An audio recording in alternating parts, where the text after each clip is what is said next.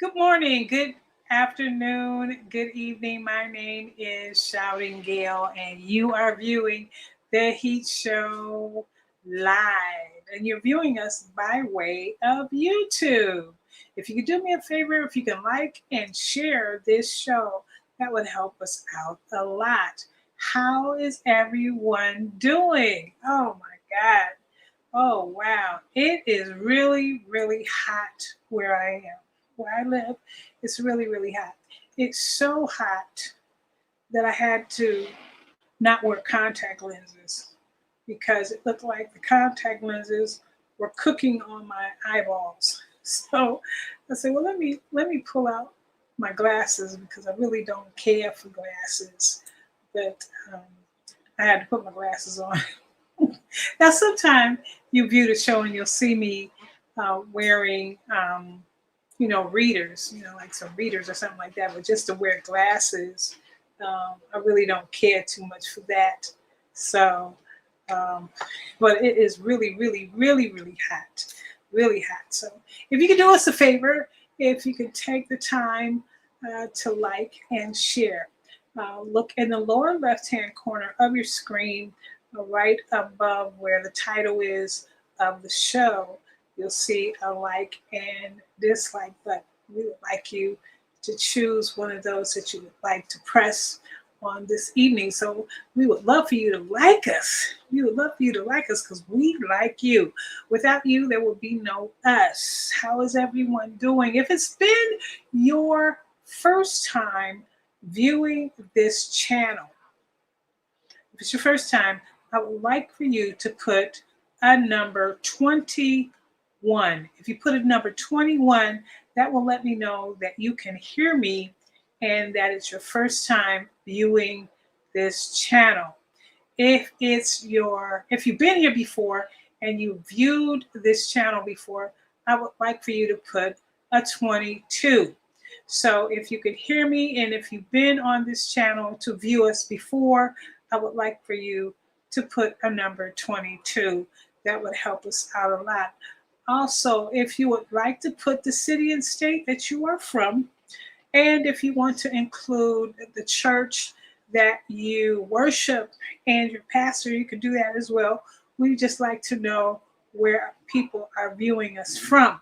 So if you've been here before, I would like you to put a number 22. If it's your first time, I'd like you to put a 21. And that will let me know that you can hear me. And then the second number will let me know if you've been here before or if it's your first time. Okay, I want to open up with the scripture. We always want to give reverence to the Word of God. I want to take you to the book of the division of Psalm, okay, and the 59th division in verse 16. I will sing unto thy power.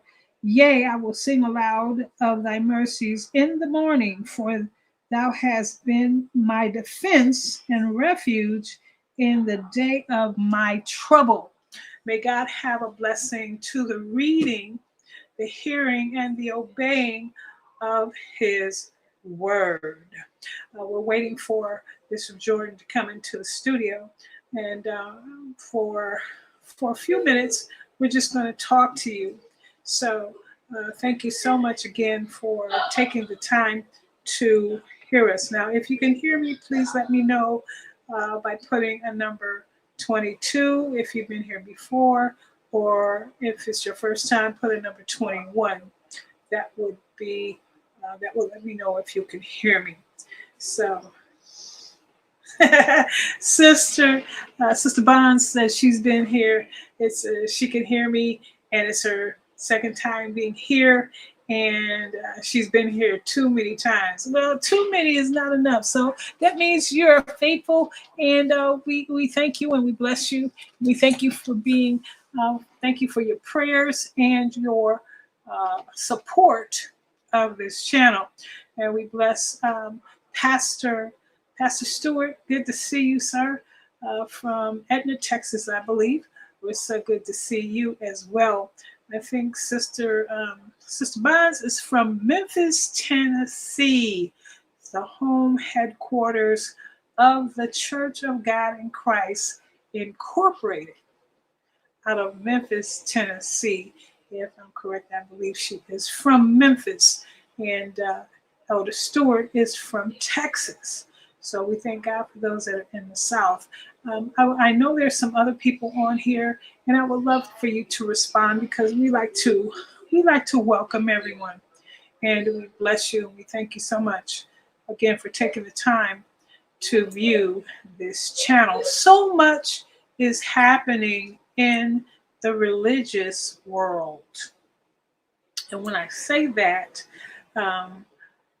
it's so much happening in our churches. It's not, there's no particular denomination that I'm speaking of. It's just so much happening in our churches. I think what is needed to be done is that our leaders of these churches, some of you, not all of you, but some of you really need to take a look at what's really going on. We don't need to go to sleep on what's going on to the church of our Lord. Okay, the church that's open in the name of Jesus, and those churches that are teaching the Holy Bible. There are so many different translations of the Bible, but I believe when you study the Word of God and you have a walk with God, He will open up your understanding. There's a scripture that says, he that lacketh wisdom, let him ask of God. And so a lot of times I think instead of asking God, we ask people. And sometimes people can give us the wrong answer. But if you ask God, God will give you the right answer. Good. How are you doing, Bishop Roy? So good to see you. Always good to see you. Always good to see you. Glad that you're here. Again, there are more of you out there. I just want to say hello to you, just from my heart, given, just showing you a welcome, that we welcome you to this page, and that we hope that something will be said on today that will enlighten your knowledge of the Lord, and enlighten you and encourage you to continue to walk with the Lord. I know we've been looking at social media, and social media has really taken a rip, an RIP, not rest in peace, but a rip at the church. Sometime there's a rip at the church of the Black American church that we can see, and people are just sitting back and shaking their heads. I was just not long ago, today I was having lunch. I was having a late lunch with some relatives of mine, and I was talking about the church and worshiping God. And I had a relative that grew up in church. Okay, a lot of times when you grow up in church and then you become grown, sometime church is, there are some that stay in the church, and then there's some that stray away from the church. There's a scripture in the Bible that says, train up a child in the way he should go, and then when he is old, he won't depart from it. It's not just scriptorial. It's not just church things. That means things in life that you teach a child as they are growing up as a child. And once they leave childhood, they enter a young adulthood.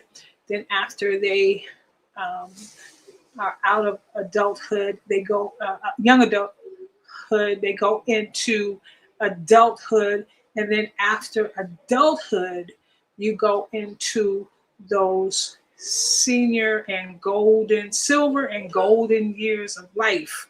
So we're finding that those things that you learn as you grow up as an adult, whether it be in church or out of church, there are things that you learn as you walk on this earth. There are a lot of times that some people have positive things of church, then some people have negative things of church. There are some of us, I believe, those of you are watching me right now, we have both sides. We have positive and we have negative. Okay, but we have taken these things and we hear preaching all the time. Now you can watch preaching 24 hours a day. You can watch it either on your televisions, on cable, or you can watch it through live stream. And when you watch it on stream, a lot of times you can go to different networks.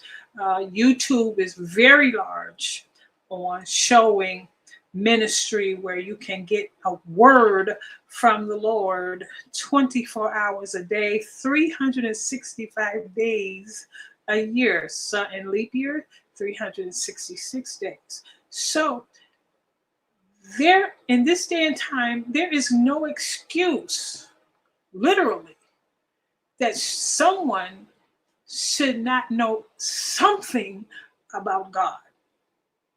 Okay? I think a lot of times, I could just only speak for myself. I think a lot of times when we do things out of routine, God bless you, Sister Collier. Good to see you on today. When we do things out of routine, I don't think we actually pay attention of the routine that we're taking. I always, I always come to myself and I said, Lord, the day that you have allowed me to experience with you, thank you for waking me up this morning. And I want to be something, I want to do something positive in someone's life. I want to help someone that needs help, and you're sending me to help them. Okay. Sometimes there are people that we help or have brought help. A lot of times we don't know who those people are.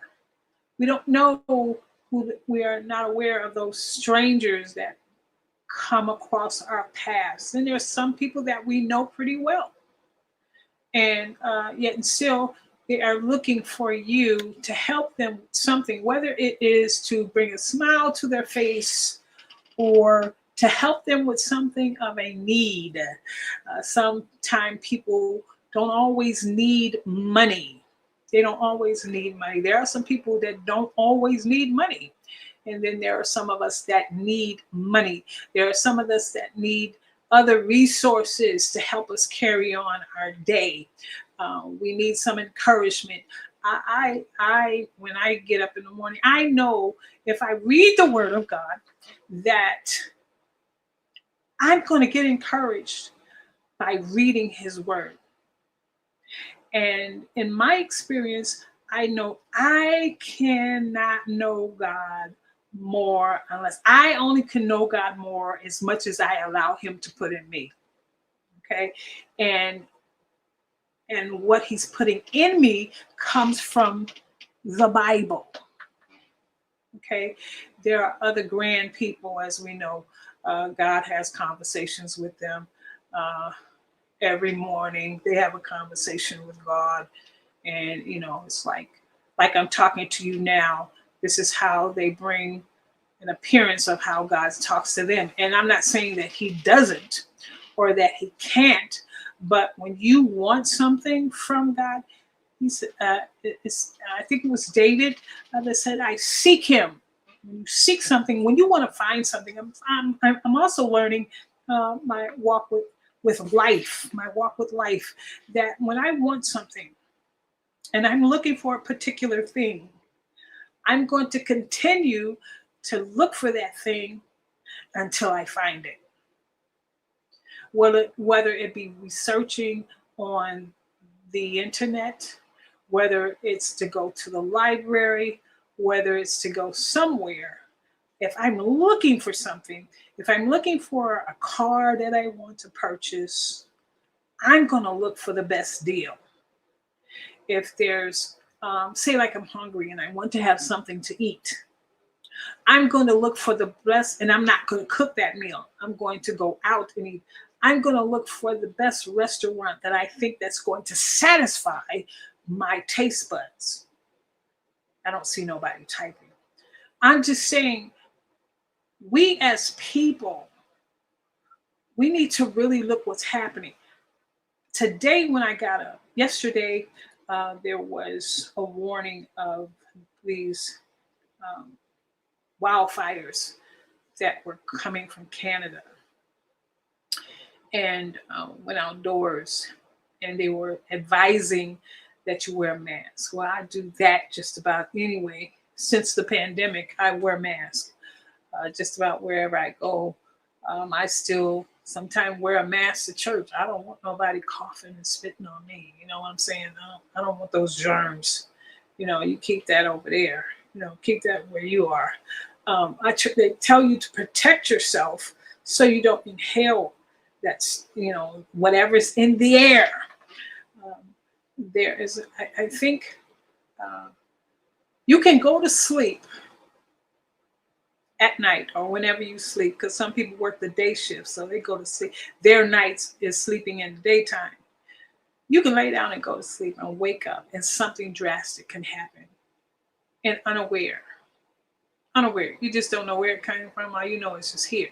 Well, yesterday, when they were talking about, I thought it was a storm coming, and it was looking so hazy. You know how the temperature can get so hot. I once lived in Texas, and when it would get into the three digits, it would be so warm and hot that you can see the heat come up from the street, the heat on the sidewalk, the heat on the bus stop, just the vapors of heat. You can see it. Well, with this storm, with these wildfires coming from Canada, it was a hazy look, like a storm was about to come. And anyone that knows about tornadoes, um,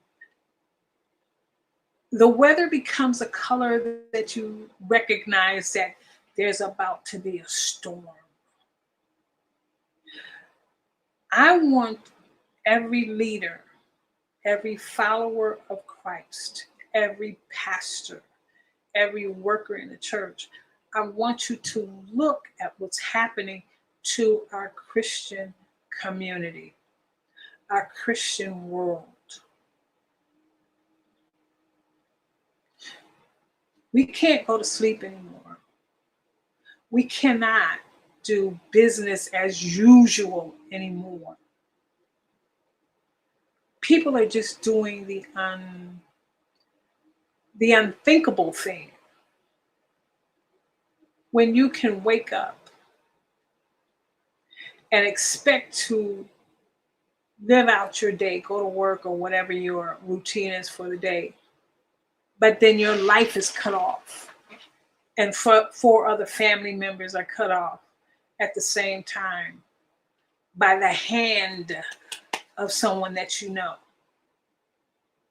We are living in dangerous times. We preach it all the time. We're living in perilous times. We're living in dangerous times. I just heard some news from someone lady that grew up with my children. Her child um, had an accident and drowned. You know, just things that just so quickly will happen. At a blink of an eye, danger can come. But I'm glad for the safety of Jesus Christ. I'm glad I'm in the safety. Where He covers me, and that He keeps me. Sometimes I'm not always focused, but you know, He keeps me in line. He lets me know that He's still there. I'm not by myself. I'm looking for a day and time in the Church of God in Christ where we're not always focused on the budget, whatever the budget is, because I've never heard what the budget is. Ain't nobody typing.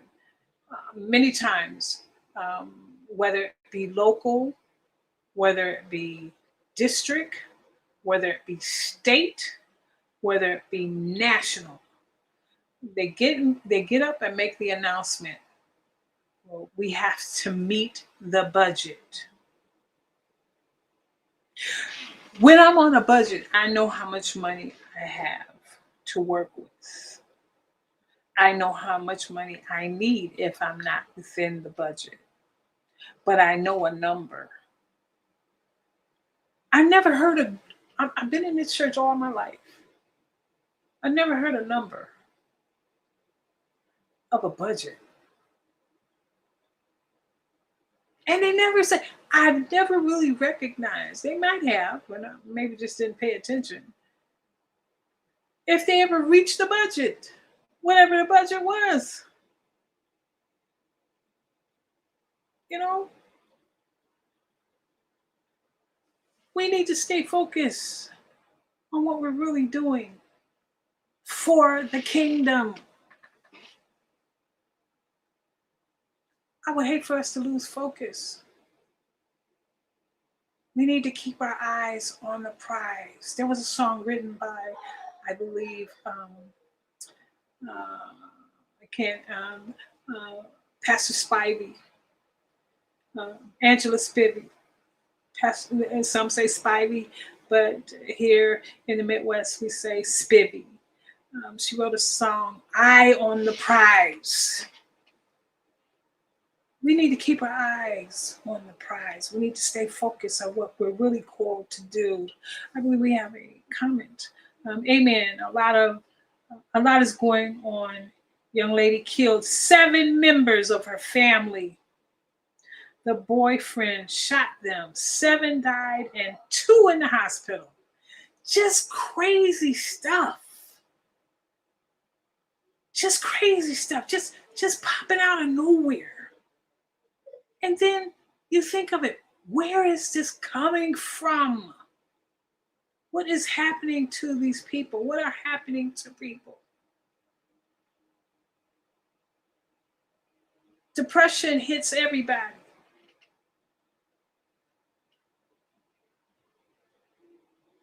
Someone asked the question, why, Sister Tina, how are you? God bless you.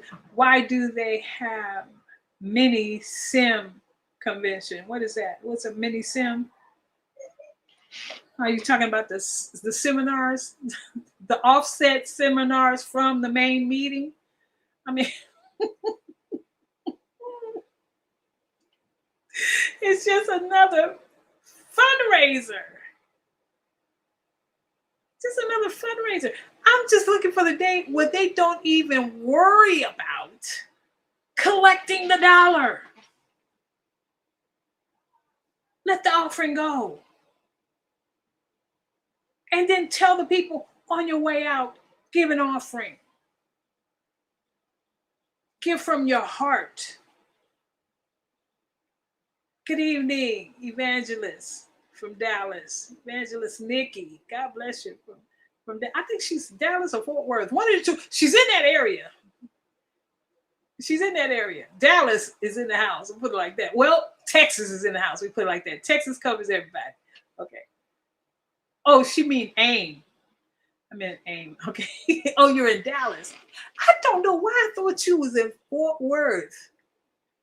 You know, but you know, DFW. Am I right? DFW. That's all It's not the same thing, but within the vicinity, within the vicinity. So I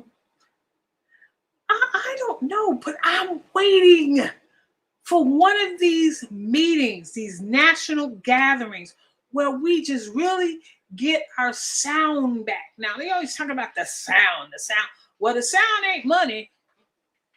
That's not the sound. Okay, no ma'am. Yes, DFW, Metroplex. Okay, okay, all right. Amen. Dallas. Okay, Dallas, Texas. Let me just say Texas. I'm just gonna say Evangelist Texas is here. God bless. So um, I'm just looking for a meeting to just be about Jesus, just be about dancing and getting um, reclaiming, refilled, and all this. I mean, you know, uh, oh, well, we got to take up an offering. No, you don't. No, you don't. I believe, I can't, I think I can remember. I can't remember, but I think one time, oh, you said North Dallas. Oh, I'm North Texas. All right, North Texas, bless you. Um, but I'm looking for the day. I'm looking for the day that I'm looking for the day that they would just allow God to take over. That's the sound. That's the sound of praises, not the music, not that special chord, not that drum roll, but the sound of the saints of coming together and praying for one another. Okay? Praying for one another, crying out to God, watching God move in the service. And don't disrupt it from raising that money every 40 minutes. Every 40 minutes. Oh, get that $30 seed in your hand. You just quenched the Holy Ghost asking me for $30 when I was right there for a breakthrough.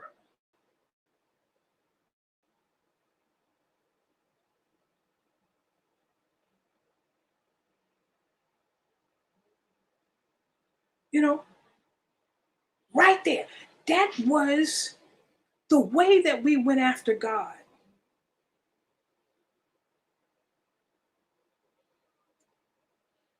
The way we went after God. That's what attracted other denominations to the Church of God in Christ. The curiosity of it was, where where do I get, how do I feel that Holy Ghost that you talk about? How do I pray like you pray? How come I pray, but your prayers seem to reach God more than my prayer? This is what other denominations are saying, were saying back in the day. Hmm? Ain't nobody typing.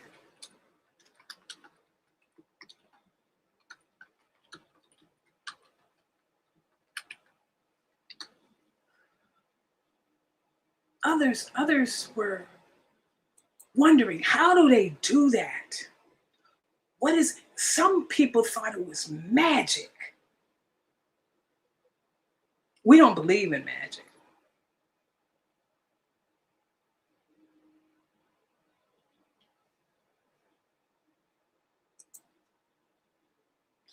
Got a comment here, and bless you today. Thank you so much for responding. Agreed. That's why I can't wait to get to the convocation this year, a move of God, and I'm believing God for healing. Listen,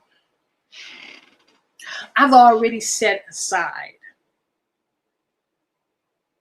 that I'm going to be at the convocation this year. Times before, there were other issues that I was not able to make it, and I still have some issues right now. But I'm looking to be there in St. Louis to be with the other people that are there that are looking for God to move like never before. We have not had this move in a long time. Now they're having church. Don't get me wrong. They're having church. They're having church. They're having church. But I want to see the 12 general board members. They need to cry out to God. You are not so important that you can't open your mouth and cry out to God. We need to see the tears come from your eyes. We need to see those women on the platform. We need to see that mascara run off your face. That Mary Kay run a little bit, run, where the tears come out and you crying out to God. Now you telling us, you telling the people in the audience, give God some praise. I want to see that dead platform. That platform's been dead. I don't care. Call my number 210 960 6364. I want to see them. See, I can do it. I don't have no problem with doing it. I don't care. I don't care. And I could, I know how to make myself up, put on the makeup and, put on the wig. I could actually wear my own hair if I want to. I do have hair. I'm not bald headed. Okay. I just don't want to, I don't like the color of my hair. So I wear, I wear plenty of wigs, you know. Listen. I want to see them run around the room like Bishop Boy. No, I ain't gonna say that. Bishop Maynard. Listen, when that 80-year-old man, 80-plus-year-old man took off running,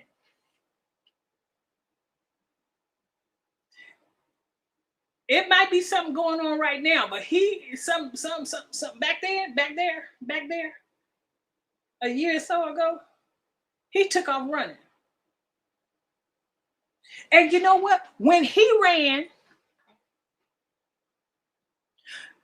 the other 11 should have ran. All 12, the one with the mic should have put the mic down and ran with the senior bishop. Ain't nobody typing. See, that's when you know you're having real church. Where you letting God have his way. Mm-hmm. When the top praises God. When the top has the overflow, the anointing. The top, that anointing, that oil from the top falls down.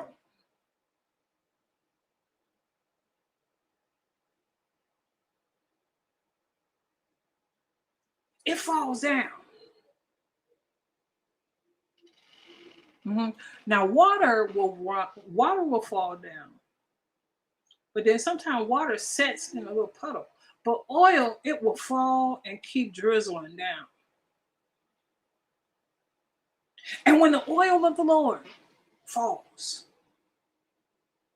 It falls on everybody. The children. Oh my God, the children. When you see the children crying and surrendering, water evaporates. Amen. Oil just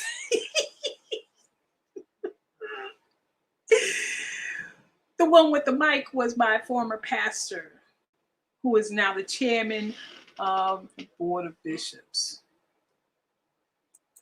Murray, is Murray? Bishop Murray? Water evaporates. Funny. That's funny. Bishop is on his way to the studio. He just gave me a message. He's on his way. But I'm looking. I'm excited about what's going to happen in St. Louis. But I'm looking when we can shake Memphis. That's our home. We need to shake Memphis. I don't care about the crime. The devil have to step back when the saints are in town. The devil has to step. The devil has to say, when the saints come together. When people come together and worship, I don't care what denomination it is. If you are praising the Most High God that we speak about, that we say, that we love, that we know, that we feast upon the God of the Bible. Listen, if them people come in there in St. Louis and really cry out to God,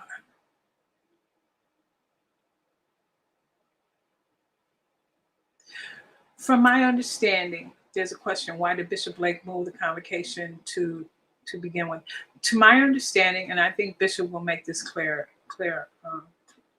it, that the prices of the hotel rooms were extremely high.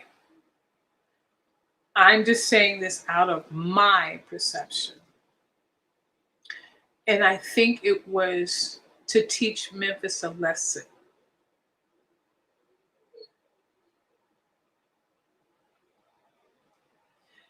That you either bring those prices down, or we are leaving.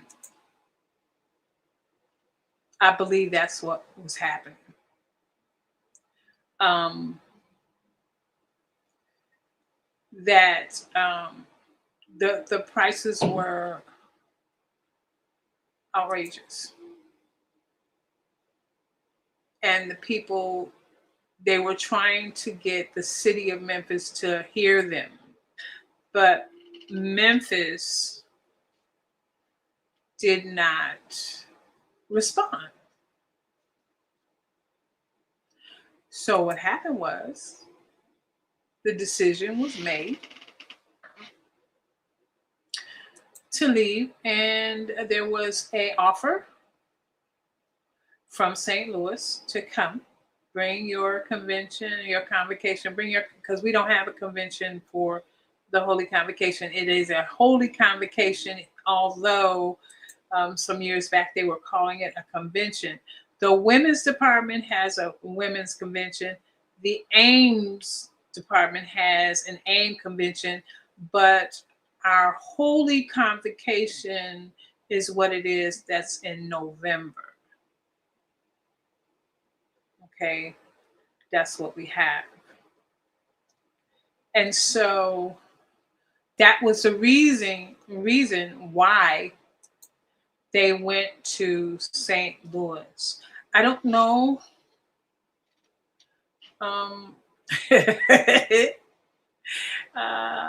Yeah, he did. Yeah, he did. I miss him. Bishop Ford told the church to buy up Memphis and not leave.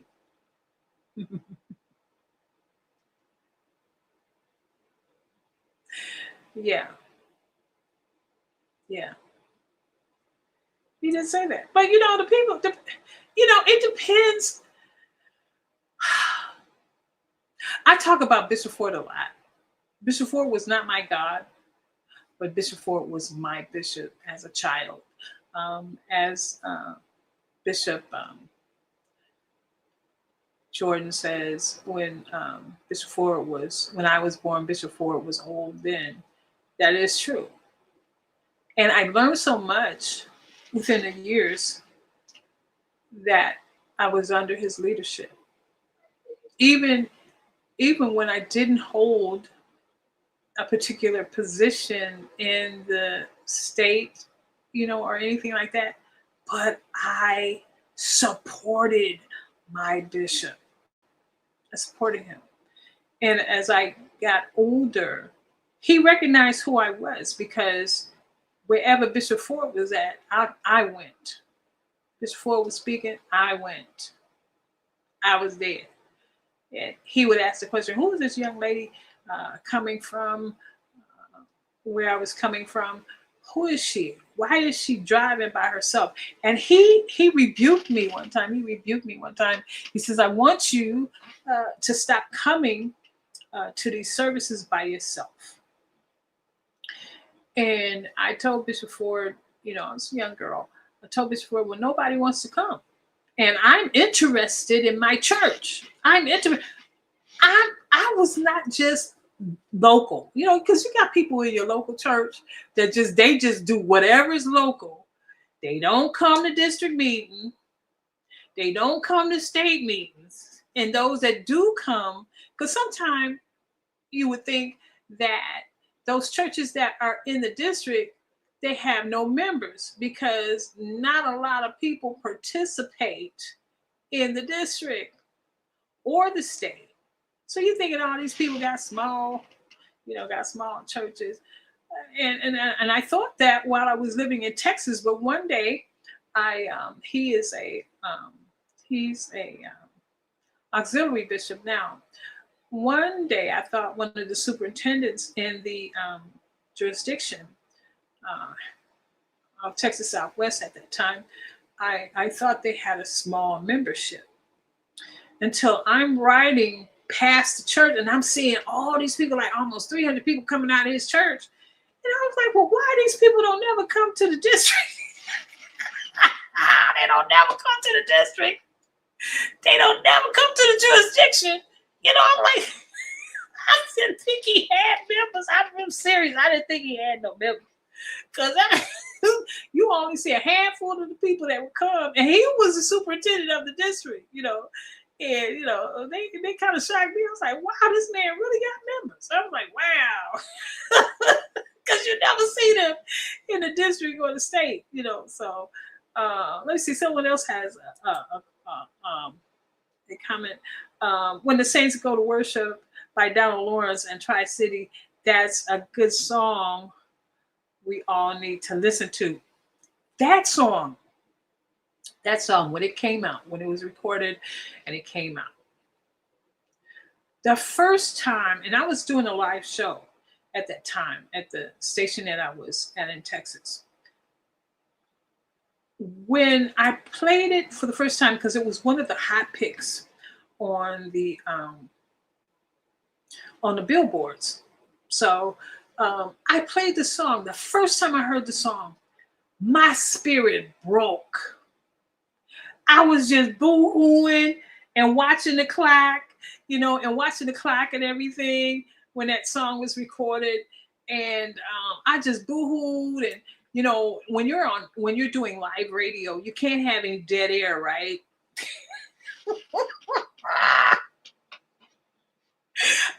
I had my eyes closed, just crying. I almost had dead air during the show because of that song. That was a powerful song when he came out with that song. I have another comment here. It says, I never got to see Bishop Ford, but I saw J.O. Patterson when I was like 11. I saw every other bishop after Ford, though. Yeah. Even J.O. Patterson. Back then, First Jurisdiction which was called Central Illinois when I was growing up. Geno Patterson would come. Bishop Ford would have convocation, state holy convocation was under a tent. And mind you, Bishop Ford's church, which was St. Paul Church of God in Christ, and it's still there, and it's pastored by his grandson, Kevin Ford. Let us all say amen for our bishop. Good evening. How are you? I'm fine. I'm just talking. You know, J.O. Patterson was coming to the Holy Convocation, and I'm telling you, it was on the outside, and it was in the heart of the hood of Chicago. It was hot, mosquitoes. Bishop Ford had these big old coils burning, so that would keep the mosquitoes and stuff away. You can go look on YouTube for tent meetings for Bishop Ford's convocations. I mean, the people really came together. The music was loud, and oh wow, that was church back then. That was church back then. Someone has said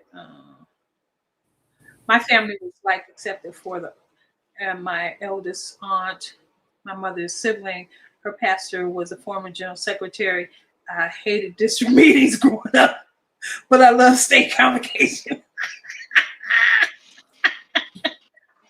I understand. I understand. I understand. I understand. Oh, we have another comment. Um, born and raised in Church of God in Christ, we use the state meetings as a time of rest because uh, we was at every other meeting and service. That's true. In between your regular local service, you had district, you had state meetings. So like every week there was something. You were busy. You were really, really busy. You were really busy. Uh, how are you doing, Bishop? How are you doing, sir? I am doing quite well. Good evening, Sister Kalia, Sister Brika. Good evening to all who are here. Gail, tell them this is not accidental. I want you to tell the people the name of the channel because I want y'all to do me a favor tonight. If you love this platform, The Heat, I want you to do me a favor tonight. If you are enjoying the conversation, I want you to do Sister Kalia, Sister Brika, Sister Nikki, all of you, Sister May. I want all of you who are currently watching right now to do me a favor. I'm getting ready to tell you to do something that I want you to do. Okay? There are dozens and dozens and dozens of people currently watching, and I want you to do me a favor. Tell me the name of the channel, Gil. Release it even now.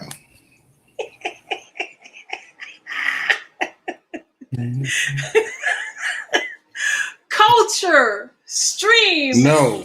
I want to know the name of the channel. Talking. Tell me the name of the channel. Name of the channel, not the network. Yes. Yes. Of your channel. Tell me the name. Oh, of my channel. Yes. Y'all don't know. I know this. Sister Brinker, I know this the Heat Show, but there is another show that I want y'all to go and follow. Not only follow, but support. Release it, Gail. Tell the people the name of the show. There is a new show, and I want everybody who is a Heat fan and who loves Shouting Gail, the co-host of this show. Hey, Magnolia Brown, good to see. I want you to do it too. I'm late. The devil didn't want me to be. The devil was keeping Magnolia Brown from the show tonight. Well, we bind the devil. We resist. You resisted him, and he left you. Gail, tell the people the name of the show. It's exciting. Tell them. Let's go. The name of the show is Talking with Gail. Talking with Gail. Come on, where the clap? See, I ain't controlling that. Where is the clap? Well, see, this one, Where the clap set? this one, No. this one don't Just, have. just put the claps on. Get claps. There we go. All right. Listen, I want you all what's the name of the channel? Because you know all of these are channels. What is the name? Is that the name of the channel? The How do name they of find the channel?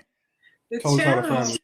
I think I really haven't decided. I mean, I'm still thinking. No, what is the name of the channel on YouTube? How do you get there? How do they find the channel? What's the name of the channel? The channel is called The Shouting Gail Show. Okay. That's the name of the channel on YouTube.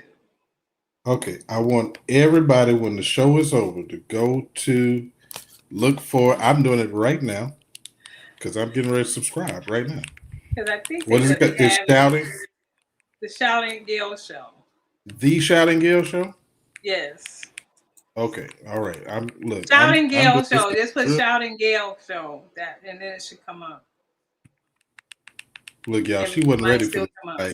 I was not. I was getting ready to do this. She did not know I was not ready for you to do this. Oh my God, I am just so out of it. We're gonna make her do what she need to do. You know, Bishop Iglehart used to tell her all the time, stop bootlegging and get some license. So we're gonna make her do this show every day. We're gonna make her do this show every day. She's got wonderful guests. And I just pulled it up. I want to see those numbers come up. Sister Nicole, help the people in the comment section. If you go to YouTube and put in the search engine, The Shouting Gail Show, it will come up. You will see her beautiful face. It will say at Shouting Gail. There are currently 28 subscribers. By Sunday, I want that to be at least 100. Thank you, Chilla81, for subscribing. I see the numbers going up even as we speak. Thank you all so much. I want you all to support the platform because we enjoy everything. There's a different Gail than what you see on the Heat because y'all have been seeing this for the past 2 weeks on purpose. I'm purposely doing it because I want y'all to see her real personality, not under with the brakes on from me as to how we really talk in this wonderful personality. Thank you, May Seiko. I appreciate that. Thank you, Sister Nicole. I see the numbers going up. Thank y'all so much.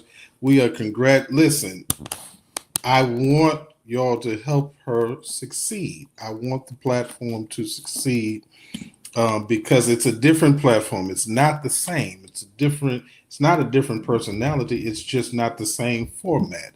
Over here, we talk a bunch about church governance and the Constitution and all of that kind of stuff. But over there, we cut up on something completely different. Greetings, Pat Smith. So good to see you. Thank you for subscribing. Thank y'all. I appreciate y'all being so supportive and obedient. Thank you all so much. Make sure y'all go over there, like and subscribe because there is so much more to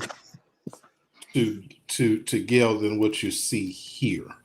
And she's got a lot of stuff, a lot of interest. And we just can't fit it all here because this becomes a different kind of platform. Y'all see what I'm saying? I got other stuff to talk about too. Y'all just don't know my other channels. But I got other stuff to talk about too. But when I come here, we talk about something different. But I want y'all to do that because she's also got a cast of, let me say, characters who will be recurring guests over there who are absolutely hilarious. Thank you, Sister Brika. Tell everybody in Memphis to go follow. She got a cast of characters that are absolutely hilarious that y'all don't get to see on here because it's a very it's a different flow. I have to control the environment over here just for specific reasons. But we love them all. They're all friends. I love them all. They just don't always fit here, but they're going to cut up. Y'all want to see some cutting up in the middle of the day? you want to go and check out Talking with Shamia. You want to go check that out. It is Gail, tell the people when you're on. They asking what when are you on? They need to know the notifications. Look, I'm making her do this tonight. See, Pat Smith. I'm actually making her do that tonight. Tell me the subject you want me to touch on. I'm tonight gonna be a Friday open for all. Tell me what subject you want me to touch on, May, and I'll touch on it. I promise. No, we're not breaking up, Sister Brick say. So y'all breaking up. We are not. No. No, I've been trying to get her to do this for 10 years. Actually, longer than I've been trying to get her to do a show for longer than this show has existed. See, it's a lot that people don't realize. I've been trying to get her to do this since like 2010, 2012. Real talk. Yeah. Real talk. They were trying to get me to come on the Impact Network. They were trying to get me to come on the Word Network. This is years ago. And Gail was trying to get, I said, no, you come on. And she just refused. Gail just refuses. She likes to be behind the microphone of a radio. Yeah. And so she is very slow to move. Hey, Sister Yoli, thank you so much for your email. I loved it. Thank you so much. And yes, we got to do the barbecue. I'll let you know. But thank you so much. I felt your heart and I appreciate it. I'm gonna touch not on you, but on something else that you didn't know happened. I'm gonna touch on that tonight.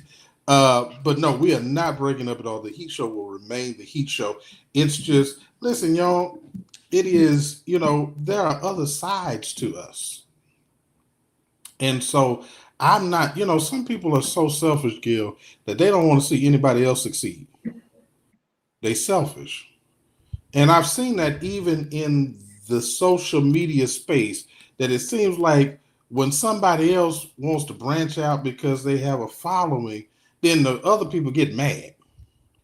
And I never understood that. I learned a lesson. Y'all gonna be surprised. Don't nobody email me after this. But I had a really good relationship with Bishop Eddie Long. Please show how to type all caps or what. No. All I put in was the Shot and Gill Show, all lowercase, and it pulled it up. Bishop Maynard speaking tonight at their jurisdictional service. First bishop started off with 2,000, when all the other bishops 1,500 asked.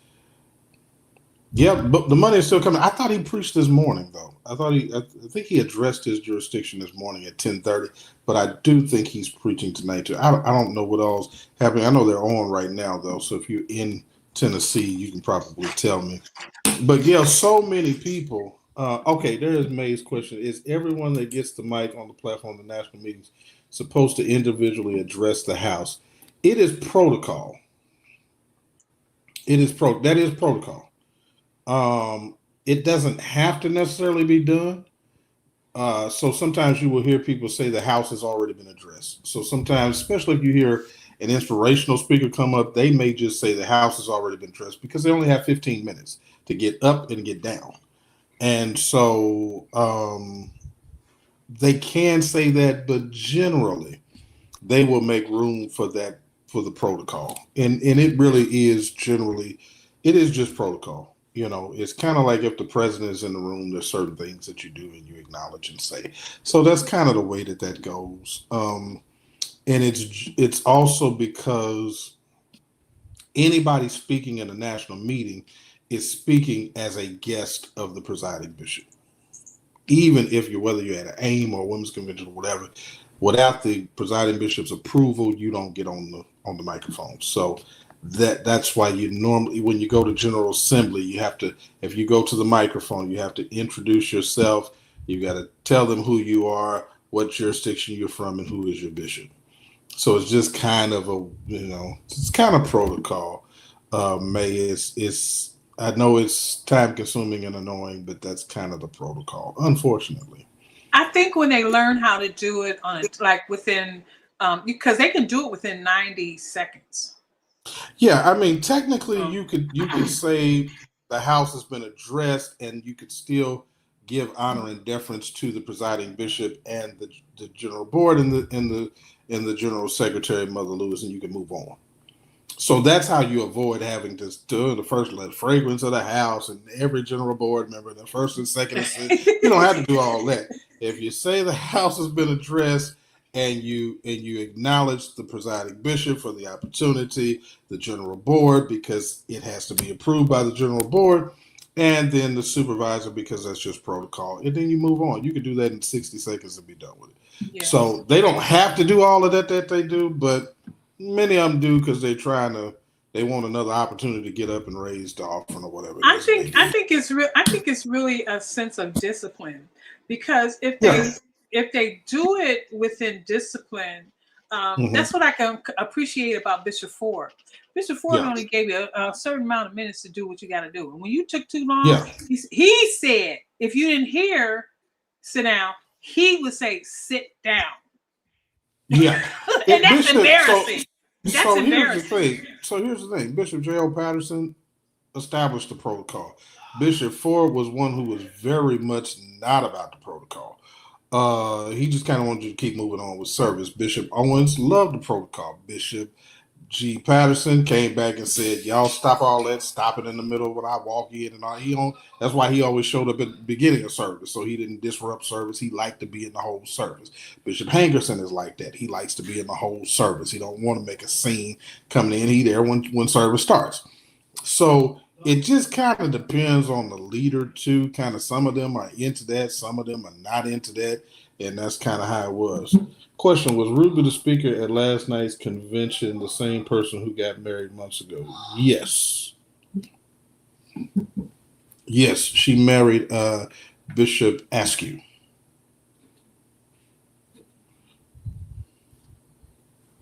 Yeah. Mm-hmm. Yes. Hold on, y'all. Please hold on.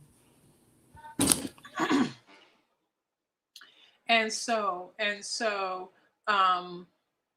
Bishop Ford would cut all that stuff out because it takes away.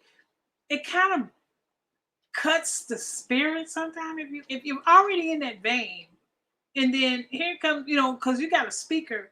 Sometimes you can have a speaker that's up and really set the house on fire, right?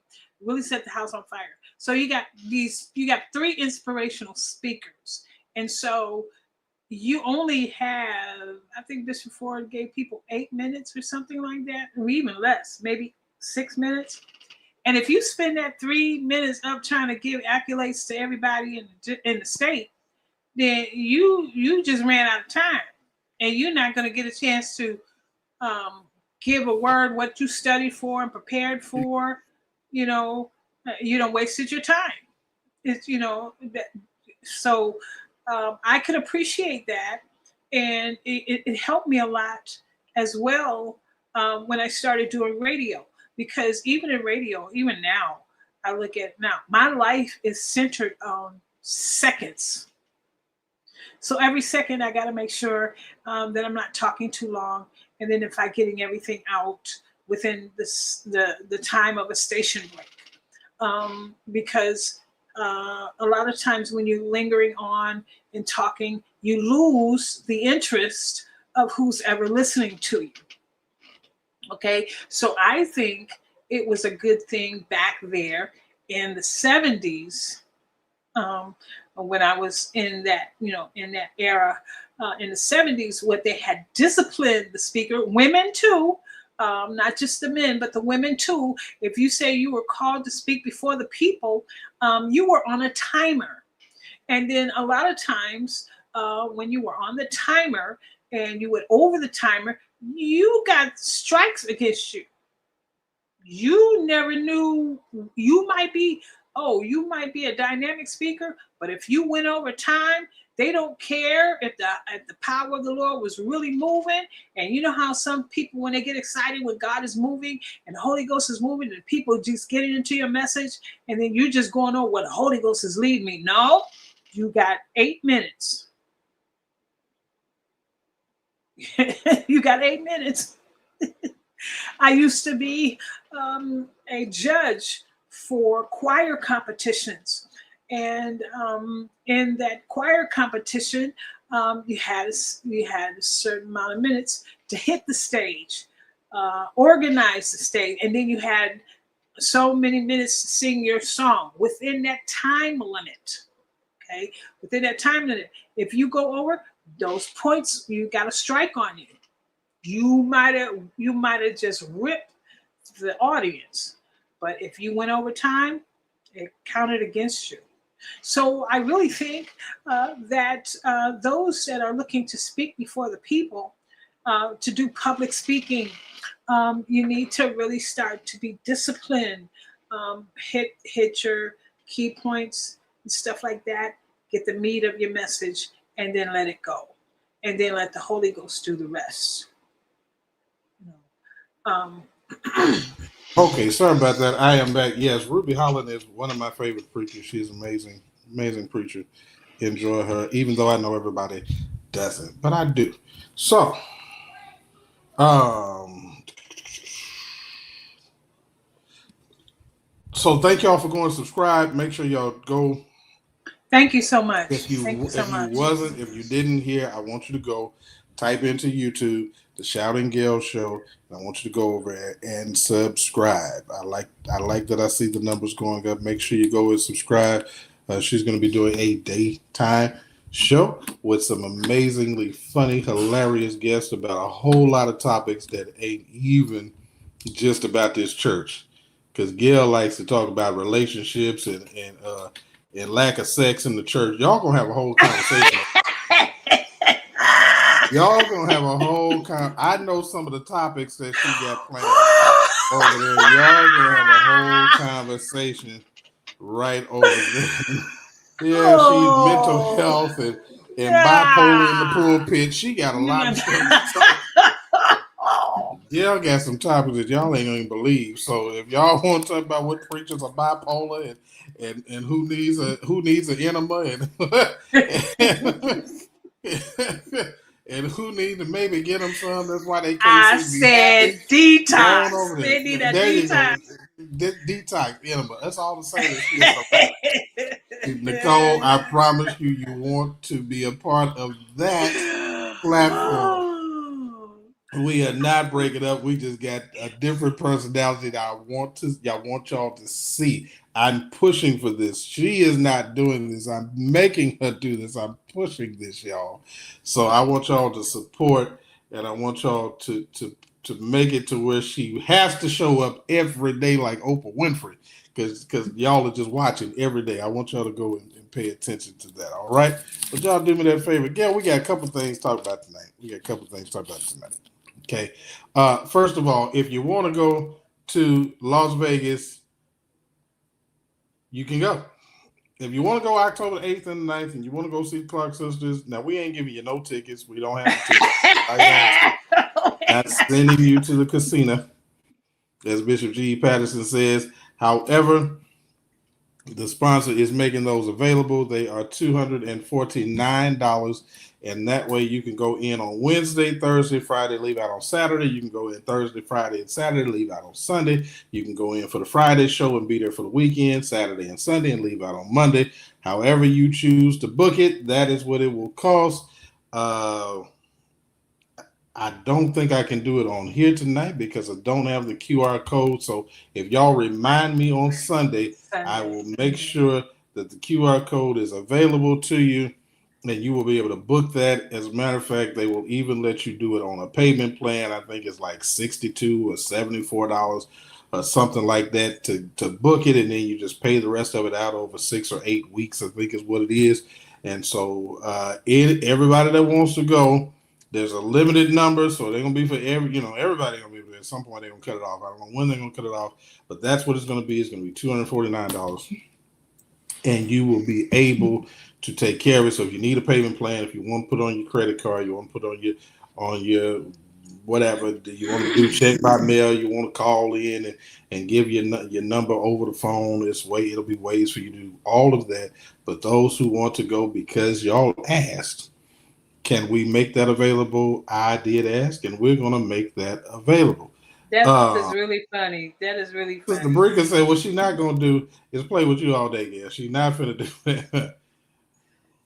I don't know what the concert tickets are looking like. You know what? While we talking, watch me do it like this. Since you asked, I will go find out. Hold on a second. I'll tell you right now. because I don't know. I do know that the hotel rooms are very expensive. The cheapest I saw was like $650 or something for like 2 days. Very, I don't know what be happening out there at that time of the year, Gail, but something's happening, and it ain't for me to know. Let's see. Gail, you there?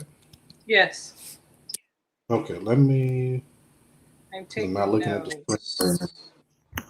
Yeah, let me see right now.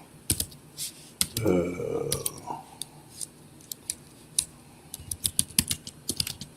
Okay, $249 is for how many days? that is for 3 days, 4 days, 3 nights. That will get you there before. Um, that will get you there before, and if you want to go both nights, you can. Um, it is presented by the concert series is presented by Icon and Relieve Entertainment.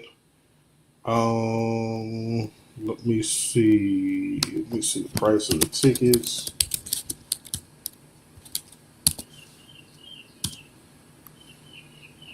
Because Sister Brick asked, I'm gonna tell y'all. I don't think there's a Saints discount. I'm pretty sure there is not. Uh, so the pricing varies by seat, tier, and demand proximity to the stage. And the ticket prices for that have not yet been published. So you can do a quick pass. You can do AXS premium seating. You can also do meet and greets if you want to do that. So I guess it just depends on how much interaction you want with the artist. This is not a service. This is not a service. This is an artist situation. So y'all just got to know that. It's not a revival. Yeah, this is not that. Yeah, this is not that. This is a. Look, I'm doing more than I ever expected. Because I'm doing it in real time. So I'm doing this in real time. So if y'all talking, I can't see y'all right now because I'm on a whole nother page pulling this up. So those that would like to go, that is offered to you. Now, mind you, you have to book this within 30 days before. You can't do it the week of. You got to do it early enough within the 30-day period. Correct, Bishop? Absolutely. You have to do it by September the 3rd.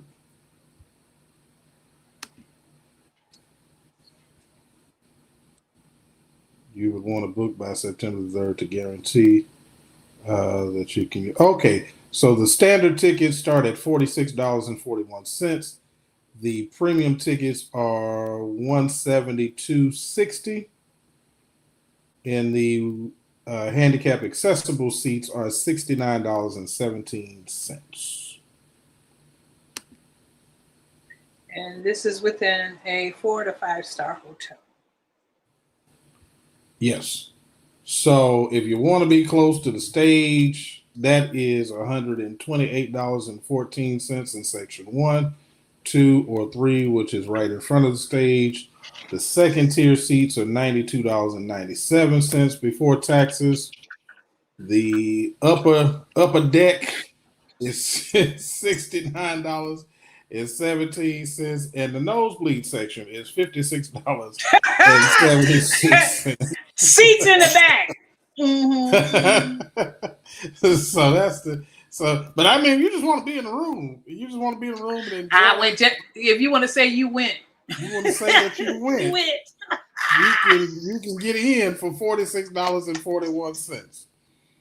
And if you want to be in a special section, it's only listen, 172 ain't too bad really for that kind of situation. It's really you may not be able to see, but you can say you was there. I could have texted you, but since I'm on the show right now, I figured I could text you directly. But I figured since I'm on the show right now, You ask the question everybody wants to know. So there you go. And it's clearly seats available, y'all. So that's the best I can. I do not mean that in shade. Y'all got to stop. Jesus. I don't mean that in shade. Seats available. There's seats available. If you want to be in the social lounge area where the bar is, the tickets are $103.37. And yeah, if you want to be in the loft area where you stand, you don't have a seat. You stand in the back. stand up in the back. That's $46.41. But if you want to be in the elevated VIP section, that's $176. All right, so there you go. That you just helped a million people.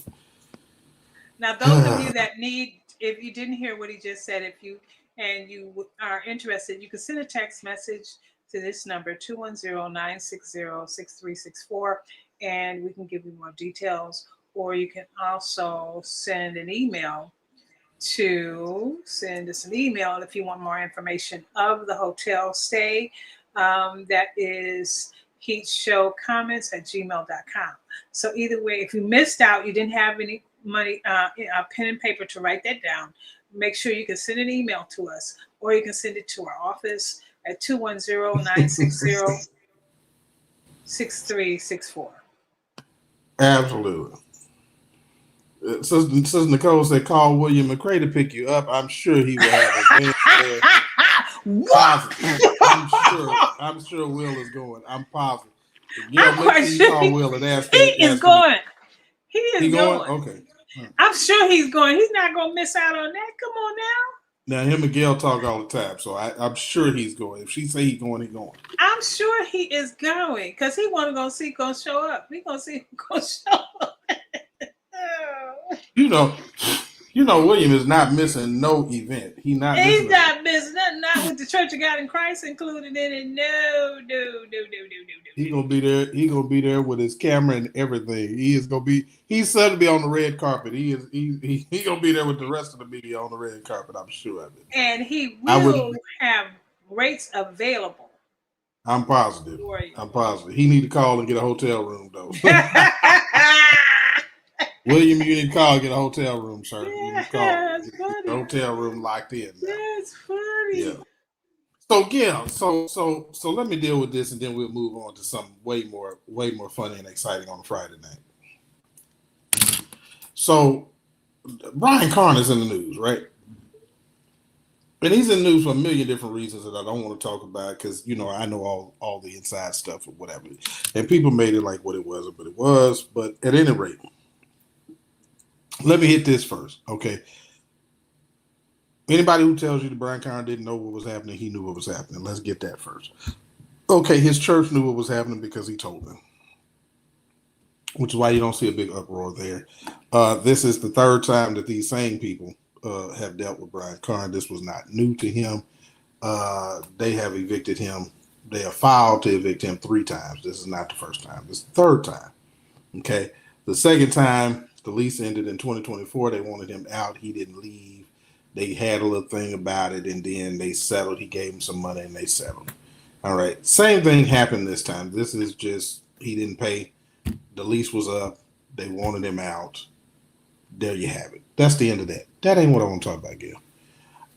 Now, if you saw anything about his Freedom Conference, the way he said that to the church, let me say this, Gail, the way he said that to the church, the reason that he named it the Freedom Conference because he was telling the people that they were moving and that this would be a freedom conference. They would be free from this place, and that was a move of God and a transition, blah, blah, blah. So anybody who tells you that the people didn't know, the people knew, they knew it was happening, that's not a thing. They knew, he knew. Apparently, there was a negotiation between him, I think that the management company, Green Acres, John Miller is the guy who owns the company.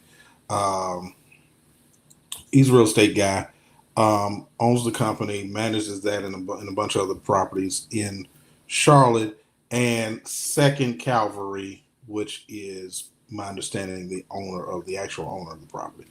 And so it was negotiated for him to be. He had to be out on the 15th anyway. That was pre-negotiated. That was not a surprise either.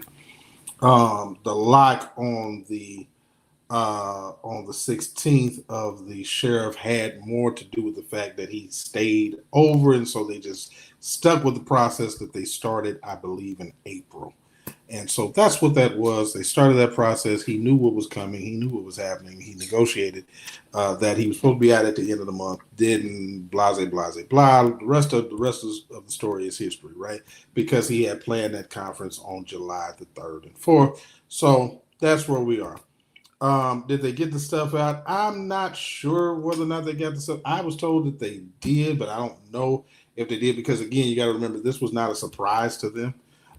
They knew it was coming up. They knew it was happening. He had already told them this was a move of God. He sold it as a again, y'all. He sold it to his people as a move of God. I actually have the actual message that he sent out to Gail. Can you hear me? Okay, all right. Just want to make sure. Hold on. I'm because I want to tell you exactly what he said to the people, to the peoples. And I'm not mad at him. I mean, he said what he said. It is what it is.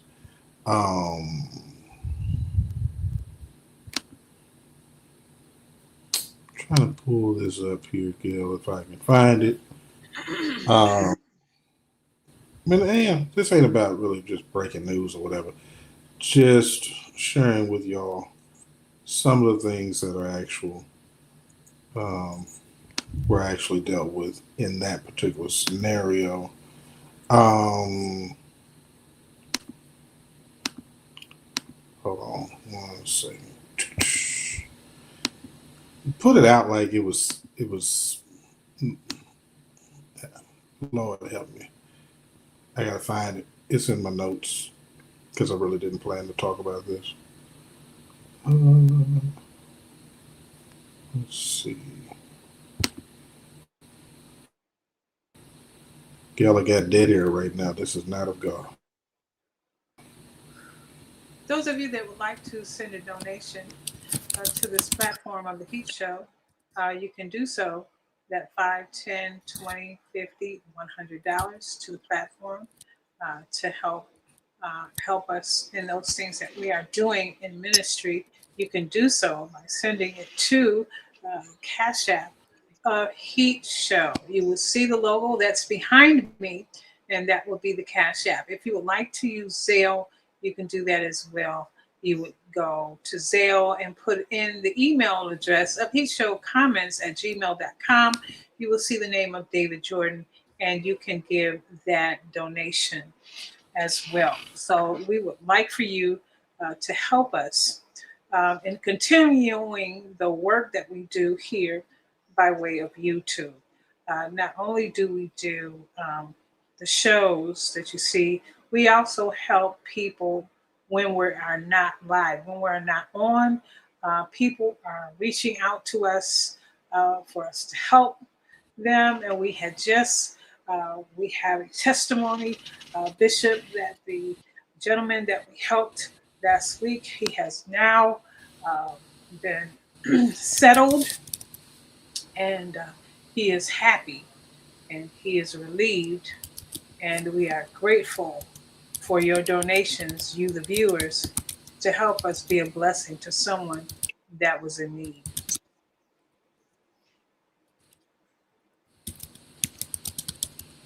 Because we all are going through something, but a lot of times, I think it was Dean Martin. Um, I'm not sure, is it Dean Martin or Tony Curtis? People who need people are the luckiest people in the world. So we know saints need saints, okay? And we need each other to uplift each other. Um, Everybody needs somebody to care. And when you find someone that can care, that brings a relief. You just don't know how much of it is, whether it be big or small. It brings a relief. So why not help us Okay, tonight? Gail, I pulled it up. Let me say this while I got it here. So this is what happened. Came from his people, Prophet Brian Carn. and the strategically flipped the impending eviction as a spiritual milestone, saying that the loss of the building was a divine shift into a higher season of liberty. And then he put out the marketing to his people, preached sermon themes for a month to us, and then put out a public corporate statement to shape the narrative to us. And he titled it, um, he even put this out on TikTok. So all the people that are saying like this was brand new information, he actually put it out on TikTok as an eviction notice served, freedom moved in. That was the title of the TikTok. The eviction notice served, freedom moved in. And he used the word eviction as a spiritual play, and then created the Freedom Encounter services. And he themed that the Freedom Encounter service. So a lot of people thought they were just going to the Freedom Encounter, but the church understood, the entire church understood that the Freedom Encounter was a gathering around the Freedom Encounter event, which was the moving out of the building or leaving the building. And that's kind of how he did. And of course, y'all saw the official statement that he put out, but he put it out as a departure instead of actually that they had gotten evicted, which is what was true. So the problem that we have, Gail, is that honestly, as a leader, he just didn't tell people the truth. That was it. So that's the bottom line on it. My understanding is that they got the stuff out. This was not something they didn't know was happening. So my understanding is that they got the stuff out. I don't know for sure that they got the stuff out. That's just what I was told, was that they got their stuff. That's just what I was told. Don't know if it happened or it didn't happen. Not my business. But I knew about this and knew about this in April. Never talk about it because it's not that news. Here's what I want to talk about though, Gil. Because all of this was preceded by a thing, right, Gil? The reason that this is a story, and I want to help some preachers tonight who don't know how to move out here in social media streets. The reason that this is a story, Gail, is because Prophet Karn decided to go into his church on the other Sunday and call another man a DoorDasher and said he couldn't be told what to do because he didn't have a church. He didn't even have a building. That's why this is a story. Because he made the mistake of attacking somebody for what they didn't have, while at the same time knowing what he did have going on. So people now want to laugh at you. Now people want to make you an example. Now people want to say X, Y, and Z. And I really was going to deal with this topic in a different kind of way when I saw that, because I experienced, well, now Magnolia Brown is right. If we don't vote, listen, don't get out and vote, please. In November, we're gonna all need a DoorDash ministry fooling around with Donald Trump and the people that support it. I don't even call them people Republicans. That's a whole nother topic for maybe later on tonight. That's people that need help. That's people that need help. Them people got some mental problems. They just don't care at all.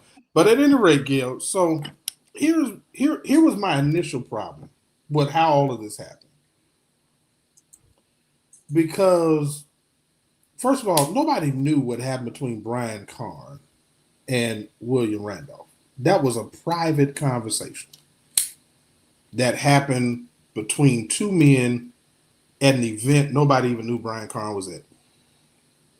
Brian Karn brought that to the platform. Lesson number one, preachers, stop bringing your stuff to the platform. You become content. You don't have to do that. Everything that's said not necessarily needed to be addressed. And I'm going somewhere with this, Gil, because a lot of times here's what happens, and I want to help some people, because what you don't realize is that when you're a public figure and you share things, some people take it upon themselves to interject what they think they heard the Lord say. Now let me help some other folk. It is not prophecy after we say it. The Lord didn't show you nothing that Brian Carn told you. I knew it the whole time. No, you didn't. No, you didn't. No, because that's not how the prophetic works. The prophetic would lead you to call him before he gets exposed. Because God doesn't expose; He allows you to be exposed. And the prophetic the way God will use you is to call the person before it's exposed and say, "Hey, listen, there's a warning." See, prophetic will warn you and say, "Hey, listen, man, this is not what it is." So he says, Gail, that he brought it up because he was trying to teach on trying the spirit. And I really was going to deal with that, Gail. You know that because we pre-talked about this show. because let me help you. Let me help you. Trying the spirit by the spirit is not about my spirit. It's about testing your spirit before you say something to me. Because the spirit will tell you not to bring that to me. The spirit will tell you how to approach me. If your spirit is right, the spirit will tell you how not to not approach me or anybody else. See that? You got to understand what those words mean. Now Vaughn is being nested because Vaughn said God said a Spanish-speaking team will win a soccer match. Come on, Vaughn. A Spanish-speaking team will win a soccer match. We know. I'm not even touching that tonight. It's so much that he does that I don't. That's why I don't even touch that foolishness. But you got to understand that the spirit, trying the spirit, means to try your spirit by the Spirit of God before you come say something to me. Don't just, because God don't reveal to you what I tell you. That ain't how that work. That's not, that wasn't God. That was not God. So, Gail, this man decides he's going to approach Prophet Karn and tell him what he think God want him to tell him a year and a half after it's already over. The Lord didn't tell you that. The Lord didn't tell you that. He did not tell you that. Let me help some people tonight. I want y'all to write this down somewhere in your notes. Public proximity does not give you the right for private proclamation. Hear what I said to you. Public proximity does not give you the right or authority for private proclamation. Just because you see somebody publicly don't mean that the Lord told you to speak to them privately and tell them what you think. That ain't it. That ain't it. That's not. That's because you're gonna embarrass yourself and you're gonna get embarrassed playing around. Yeah, they're gonna get embarrassed playing around with that. And to that end, I have received, Gail is laughing because she already knows where I'm going. I had enough nerve. I have received many different types of emails since our last show. And I know that the Spirit led some of the people to send them emails because they approached it in a way that I received it. They did.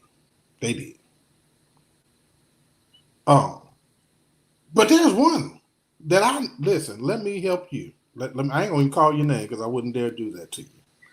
Because I don't dislike you. I like you. I respect you. But you're out of order. Not only are you out of order, but you loud and you was wrong in totality. 100%. Gail was 100% wrong. And sent me a message after Sister Yoli asked the question. And I said to Sister Yoli that I appreciated the question. It was private. I said to her, because She has a wonderful spirit and was super caring and respectful. And I told her there was nothing that she did wrong. Because, of course, you know, in our last show, we had my little brother Jives on the show. And DeMario was talking about a young lady. I did not know who he was talking about. I've later since found out who he was talking about. But he was, so DeMario was talking about how fine she was to him. So I said, who are you talking about on the show? I did not know he was talking about, by the way, I've since found out it is Brian Courtney Wilson's ex-wife. But I didn't know who she was at all that night. And so when he told me how to find what he was looking at, I replied, that she was a nice looking lady, right? I mean, that was the conversation that two brothers are having on a public platform. Here is why I appreciated what Sister Yoli asked me. And I said this to her. She's in the comments right now. She's here. She's here right now. I said to her, I appreciate it because the perception that I did not want to give out. What I did not want to give out, because if you watched if you were looking at the chat, Gil, she put it in the form of a question. And the question was, Bishop, you are married with the word right and a question mark. Mm-hmm. So that let me know that she was inquiring because I clearly was coming off a kind of way. And I told her I appreciated that because anybody else would have just thought that I'm disrespecting my wife. And I understood the heart in which she asked the question. That's why I responded to it. Because I did not want anybody to think that I was talking about a woman looking nice in disrespect to my wife. And that's why I answered the question, because she had perceived and thought to ask the question, which I appreciated. Gail, so that was why I answered the question. That's right, Sister Nicole. I said I ain't blind, even if I was. I ain't blind, but I didn't want to. Come on, Dr. Vaughn. I ain't blind. Y'all hear me when I'm talking? I didn't go blind. I just got married. But I didn't want that, because when you have integrity, let me help some of you again. Let me help some preachers, Prophet Karn. When you have integrity, you don't want people thinking that you have no respect. You see what I'm saying, Gail? I don't want people thinking, oh, well, I'm just disrespecting. No. That wasn't it. That's why I answered the question, because I realized that I forgot I wasn't in a private conversation in that moment, and was having a public conversation, having a private conversation in a public moment. Yes. And so I had to make sure that my integrity remained intact. And so I appreciated Sister Yoli for even asking the question, because and I said to her, some people would have walked away with a bad impression and never even asked me the question and would have just made an assumption. To that end, an assumption was made. And I received a message not 5 minutes after I said good night. I received a long message, Gail, telling me, Bishop, I already knew it. Now stop it. Stop it. Stop it. Stop it. Because you didn't hear me say this was 2.5 years ago. It ain't just happened. This didn't just happen yesterday. Gail didn't even know. She talked to me every day. She didn't know for a year. What are you talking about? That's not, I don't even carry myself like that. But then went on to tell me what my wife wouldn't put up with. She goes, well, ain't no woman gonna put up with all of this traveling the past 2 years. Let me help you to understand. Gail is sitting on the platform. Gail has known me 20 years. It's like y'all don't listen to the show. Because Gail, if you listen to the show, has said I don't know how many times that she's been talking about how much I travel for 20 years. I didn't just start traveling. I've been self-employed for over 30 years. I ain't worked for nobody in over 30 years.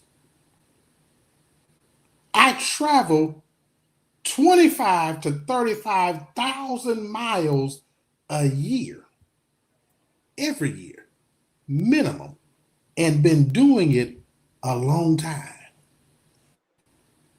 As a matter of fact, Gail will tell you I stopped traveling when I got married. That didn't, so you was all the way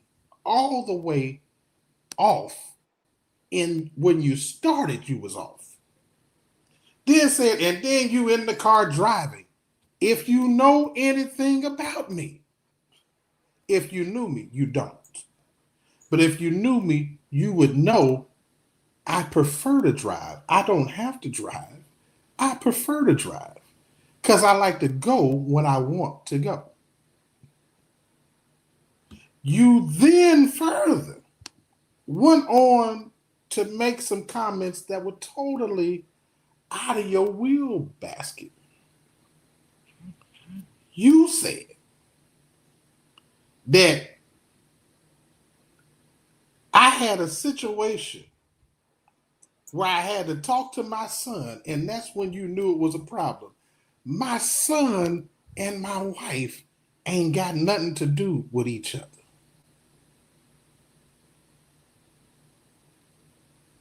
My son is not a son I have with my wife. I know the Lord didn't tell you this because nothing that you're saying is correct. Then said, and you on late at night on live stream. No woman on earth gonna let you be doing church work late at night on a live stream. Gail is sitting right here. Gail, who produced this show from another room in my house?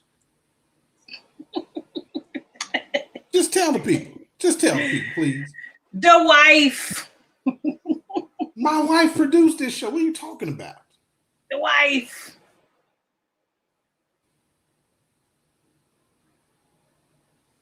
Me being doing a show late at night had nothing. You don't. The Lord didn't tell you this. See, I'm trying to help Brian Carner see how you really handle this. The Lord didn't tell you that because He would have told you that my wife produced the show. My wife, my mother-in-law, my sister-in-law, my mama, my whole family watches this show. What are you talking about? That was never a problem in my house. Then said, Gail, then talking to church folks on the Heat show, I can see it in your face and you stayed sick. Ma'am, no. That's not a problem. All it is, Yoli, behind one question that somebody told me the Lord showed you something. Then said that I wasn't doing the show because I was sick.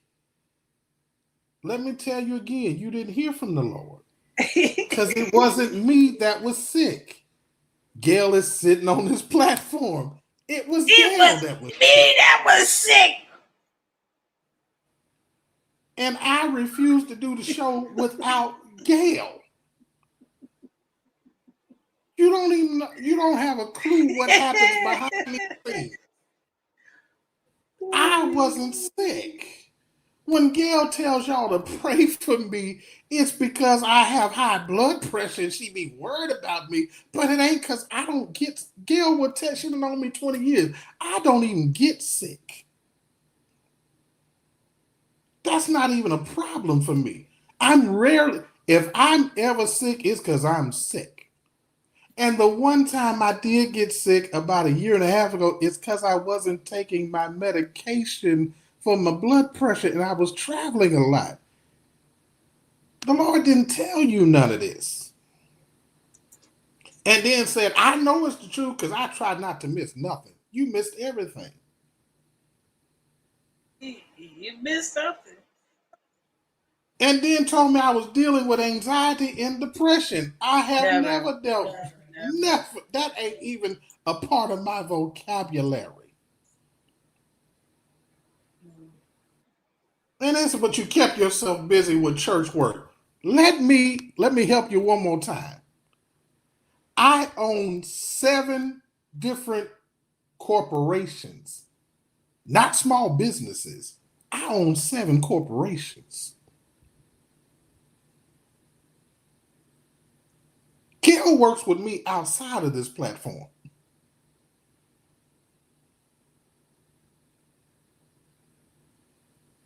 You weren't on it you didn't hear God at all, not even a little bit. Then, Gail, that ain't the part that killed me. Then she started talking about my wife. And she said, you should have never made her feel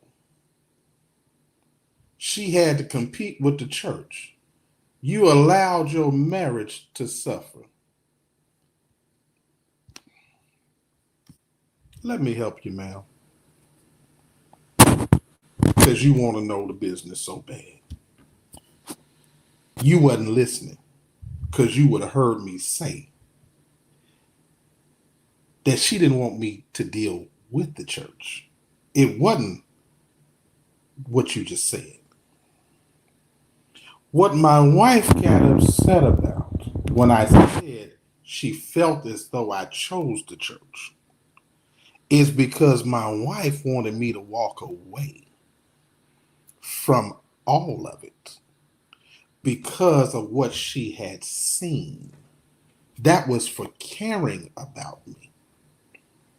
Gail, much as Alex Sexton did with Bishop Mason.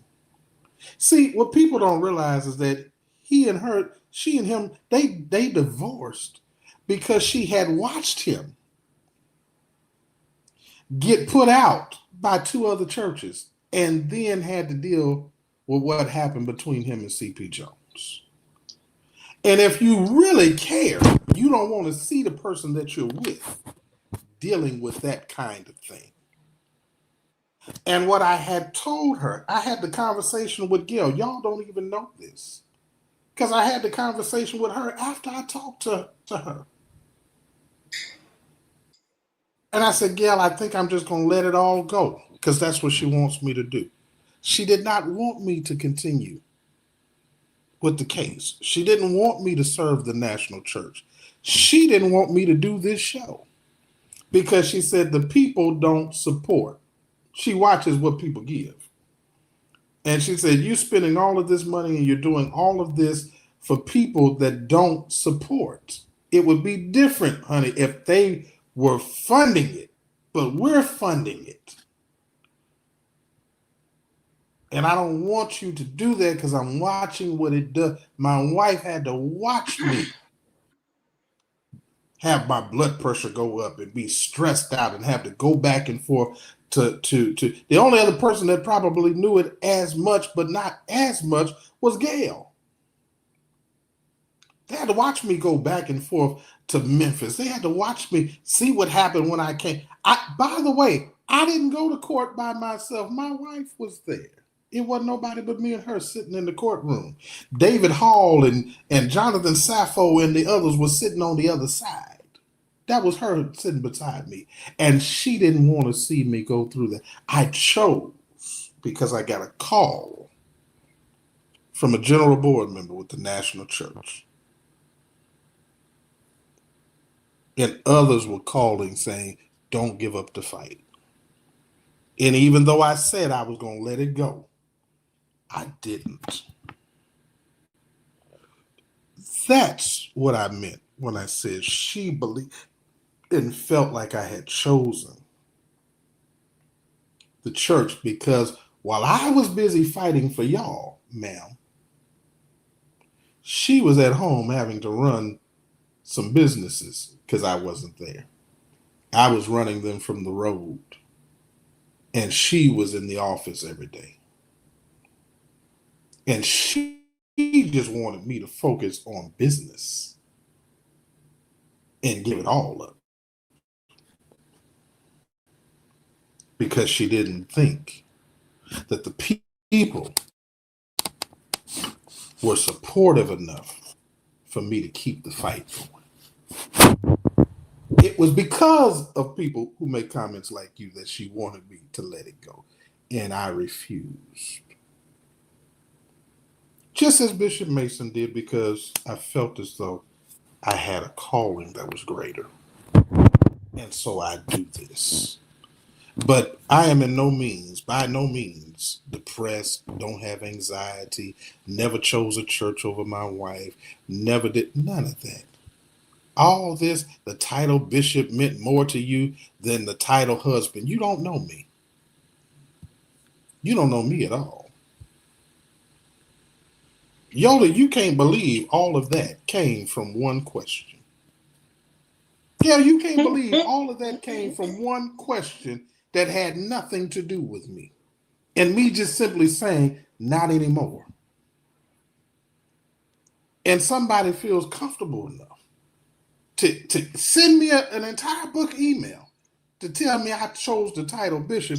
If you knew, had you been there in 2009 when I was consecrated at the New Birth Church of God in Christ in San Antonio, Texas, at the Bishop's Church, where I was consecrated. As a single man. I was single then. That was 2000. I was a bishop before I ever had a wife. My wife married a bishop. I didn't choose a title over my wife. As a matter of fact, I turned it down for 2 years before I even accepted it.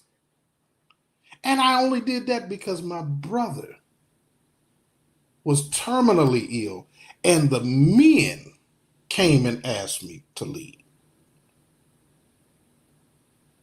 The dean of the C.H. Mason Theological Seminary was one of my co-consecrators that signed off on me. The bishops signed off. That's why I get respect everywhere I go. I didn't bootleg mine. I'm well respected in every circle. But that had nothing to do with being married because I wasn't married. I didn't even know my wife when I was consecrated. So to think that I chose a title over her, you crazy. Now let me help you one last time. We ain't never had an argument. We ain't argued not one time in the past 2.5 years. Let me help you to understand that. The company that she now has is a split from mine. And by the way, Gail is one of her clients. Since you think you know what's happening between me and her. Are you crazy?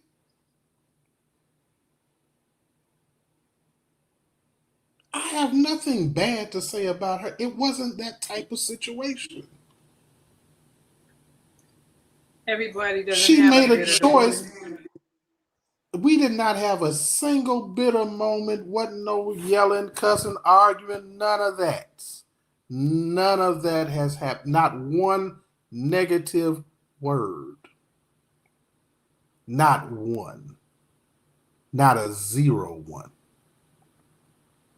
The only time she was ever concerned was she was concerned that I might see her with somebody else and have a problem with him, which ain't my personality. But I ain't never had no problem. Me and her have not. That is not a thing. You didn't hear from the Lord. You didn't hear from the Lord. I don't have no crazy bones in my body. Ain't none of that happened. When she said she wanted to separate, I said okay. That's how simple that was. And we stayed in the house together. I chose to leave. She didn't ask me. Let me help some men tonight. And let me help some women. Because Gail knows. She never asked me.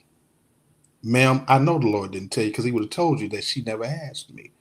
I saw that my wife seemed to be unhappy. And I said to her, you seem unhappy. Is it something we need to talk about? That is how the conversation happened. And I gave her space to figure out what she wanted to do. There's a reason behind that. That was out of love. That was not out of hate and beef and fight.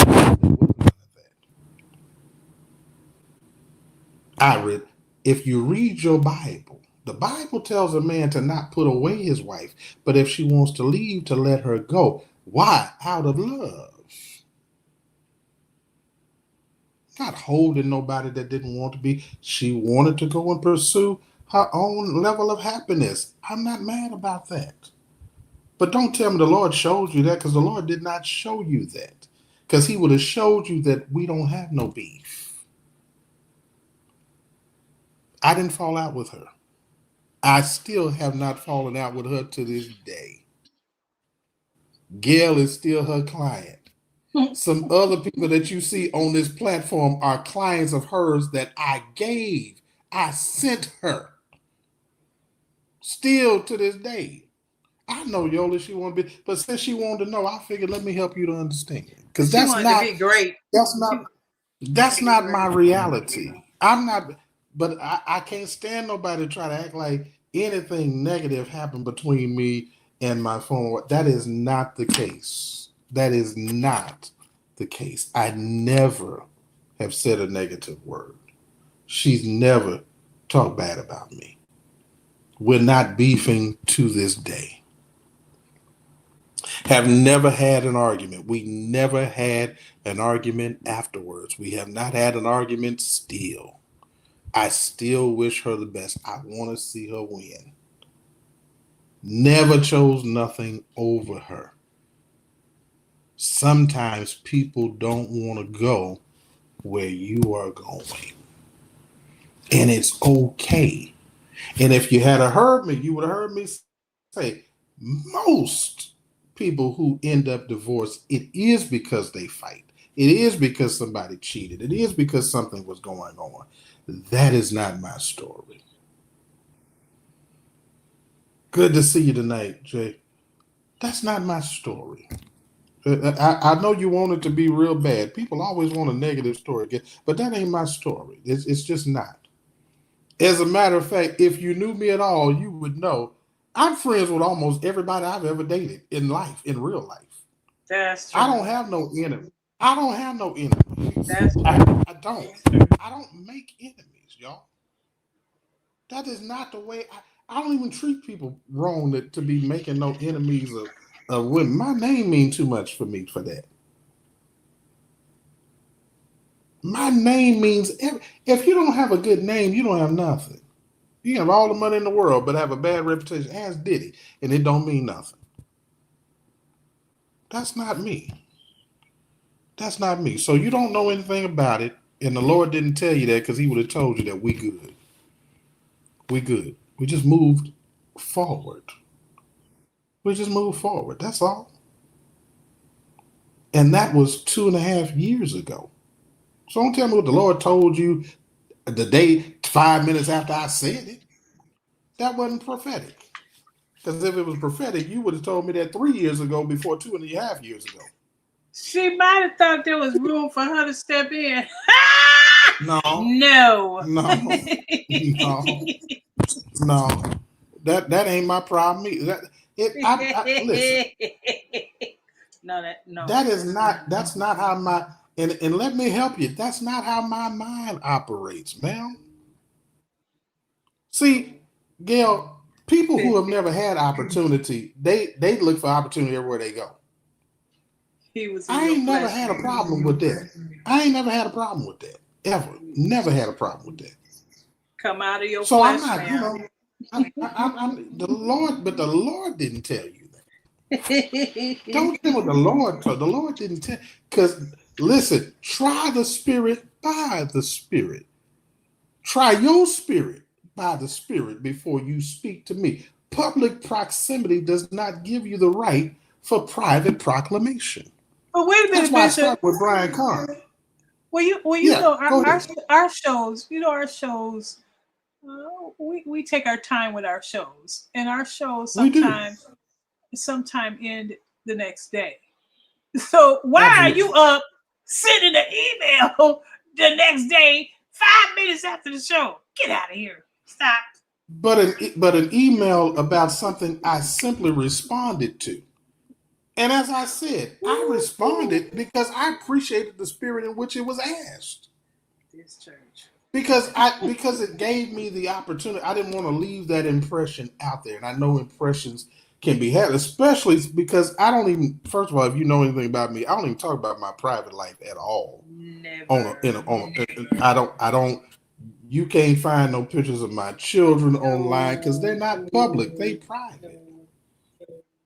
You can't. I don't be posting about. I didn't post about my wife. I don't post about my mother. I don't do that because I have chosen to be public. Doesn't mean everybody's public. So I don't talk about my private life on here. But if you believe that something showed you I was depressed, you don't know me at all. I don't even know what depression feel like. I ain't never had it. That's not the way I operate. I wasn't sitting around depressed then. That's not the way my mind works, ma'am. My mind doesn't work like that. I don't chase what I already have. That my mind don't even flow like that. You tell me you don't want to be with me, I just say, oh, okay. Depression ain't in there. And that's not flippant. That's just not the way I roll. That's not flippant. That's not that I don't care. It's just not how I roll. Not me personally. That's just not. I just don't. You should ask 5 people who know me because they would. That's just not the way my mind operates at all. Some people say, it's, oh man, there's something wrong with. I'm not a super emotional person at all. That is just, it's not the way it's not. Y'all don't listen when Gail tell y'all I don't laugh a lot. It should be shocked when she hear me laughing. I'm just not an emotional. I don't get a lot of ups and downs. I ain't bipolar at all. Like there's nothing. What you hear on here, what you see on here, is how I am off of here. I am not a super reactional. I don't react. I respond. That's all I do. I solve problems. I don't. That's not a thing for me. So anxiety and depression. I knew you didn't hear from Lo when you said that because that's not even in my. That ain't even in my bucket. That's not what I do. So I wanted to put that out there, Gil. And Prophet Karn gave me an opportunity to have this conversation today. Because people have to understand, just because you see a person, don't mean you know them. And you need to check your spirit before you go talking to them, because you might catch a different side of them. Then y'all want to talk about, oh, I thought you were saved. Man, come on. And salvation ain't got nothing to do with disrespect and rudeness. You have to you got to approach a person in the right way. And if you approach a person in love with loving kindness, you got to approach a person the right way. You can't just say whatever you want to say because you think you can. Go ahead, Gail. I'm sorry. I think, Bishop, what happens is when people feel that they have a gift, Mm-hmm. let's speak of the spiritual gifts, because I think Mm-hmm. maybe one day you'll bring out a lesson on the spiritual gifts of Mm-hmm. the prophet, the office of a prophet, when prophecy goes forth. Just because you can give a prophecy don't mean you walk in the office of a prophet. Well, first of all, you got to know what a prophecy is and what it is for, Yeah, and what and it is so for, and what it is not for. mhm. Prophecies don't come. First of all, they don't come afterwards. Number two, anytime God is speaking prophetically, it is normally a warning of something that is to come. You don't find in scripture prophets prophesying about soccer games. It's not a thing, right? It's just not a thing. It ain't a thing. I ain't digging for nobody. I'm just telling you that's not a thing. That is not. You don't see that. That's not real, right? You don't. A prophet. Watch what Nathan. Watch how Nathan dealt with David. David had done the thing, but nobody had said nothing to David. David had tried to cover the thing that he did up. And watch how Nathan approaches him. He does not do this. It is not accusatory in nature, because the prophetic don't have to accuse you, because the Spirit of the Lord knows. And so Nathan gives him a story. And he finishes it by simply saying, David, thou art the man. Because David is thinking he's talking about somebody else. And David says, who is this? I'll kill him right now. And Nathan says, thou art the man. And because of what David did, it didn't stop David from becoming king, but it did stop him from building the Lord's house, which was his assignment. The purpose for him to become king was to rebuild the house. It was not just to become king. And he never finished the assignment because of what he had done. There was a consequence to David. David suffered for that. But please understand, when you hear the prophetic speaking, it is normally warning you of a thing or a consequence to a thing. But it is not after you have already said it. That ain't how that works. A prophetic would have came 3 years ago and said, hey, listen, I know you thinking about keeping up with keeping this going, but the Lord told me to tell you don't do that, because if you do it, it's going to cost you this. Now, see, that's prophetic. Or this is going to be the result of that. If you don't want that result, then you got to let that go. See, that's prophetic.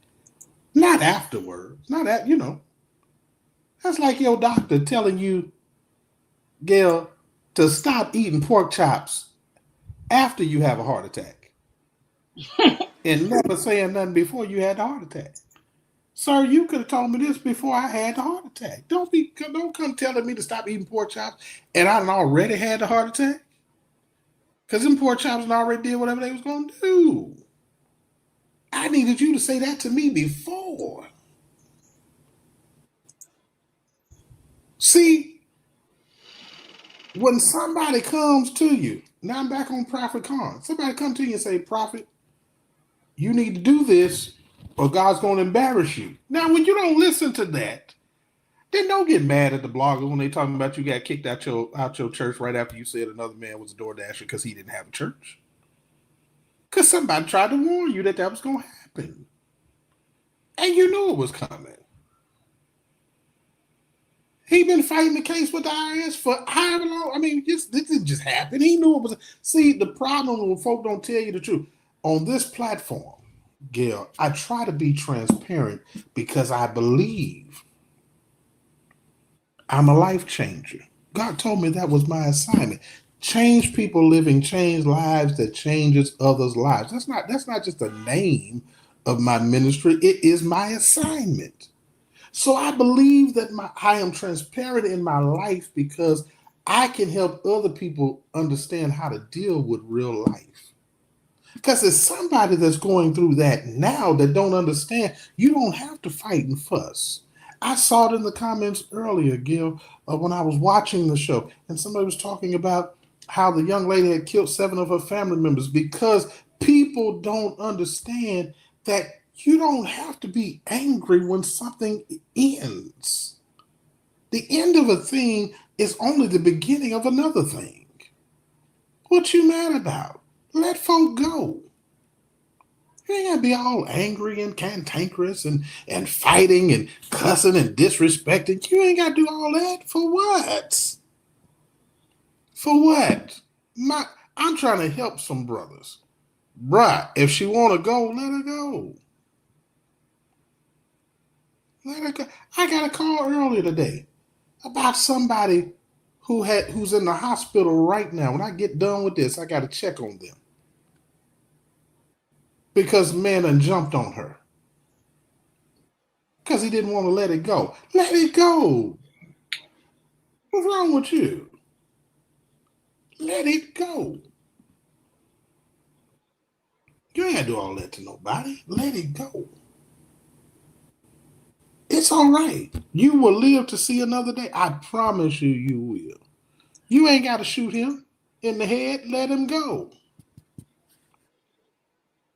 Sometimes you have to allow people to have what it is they think they want, so they find out whether or not they want it.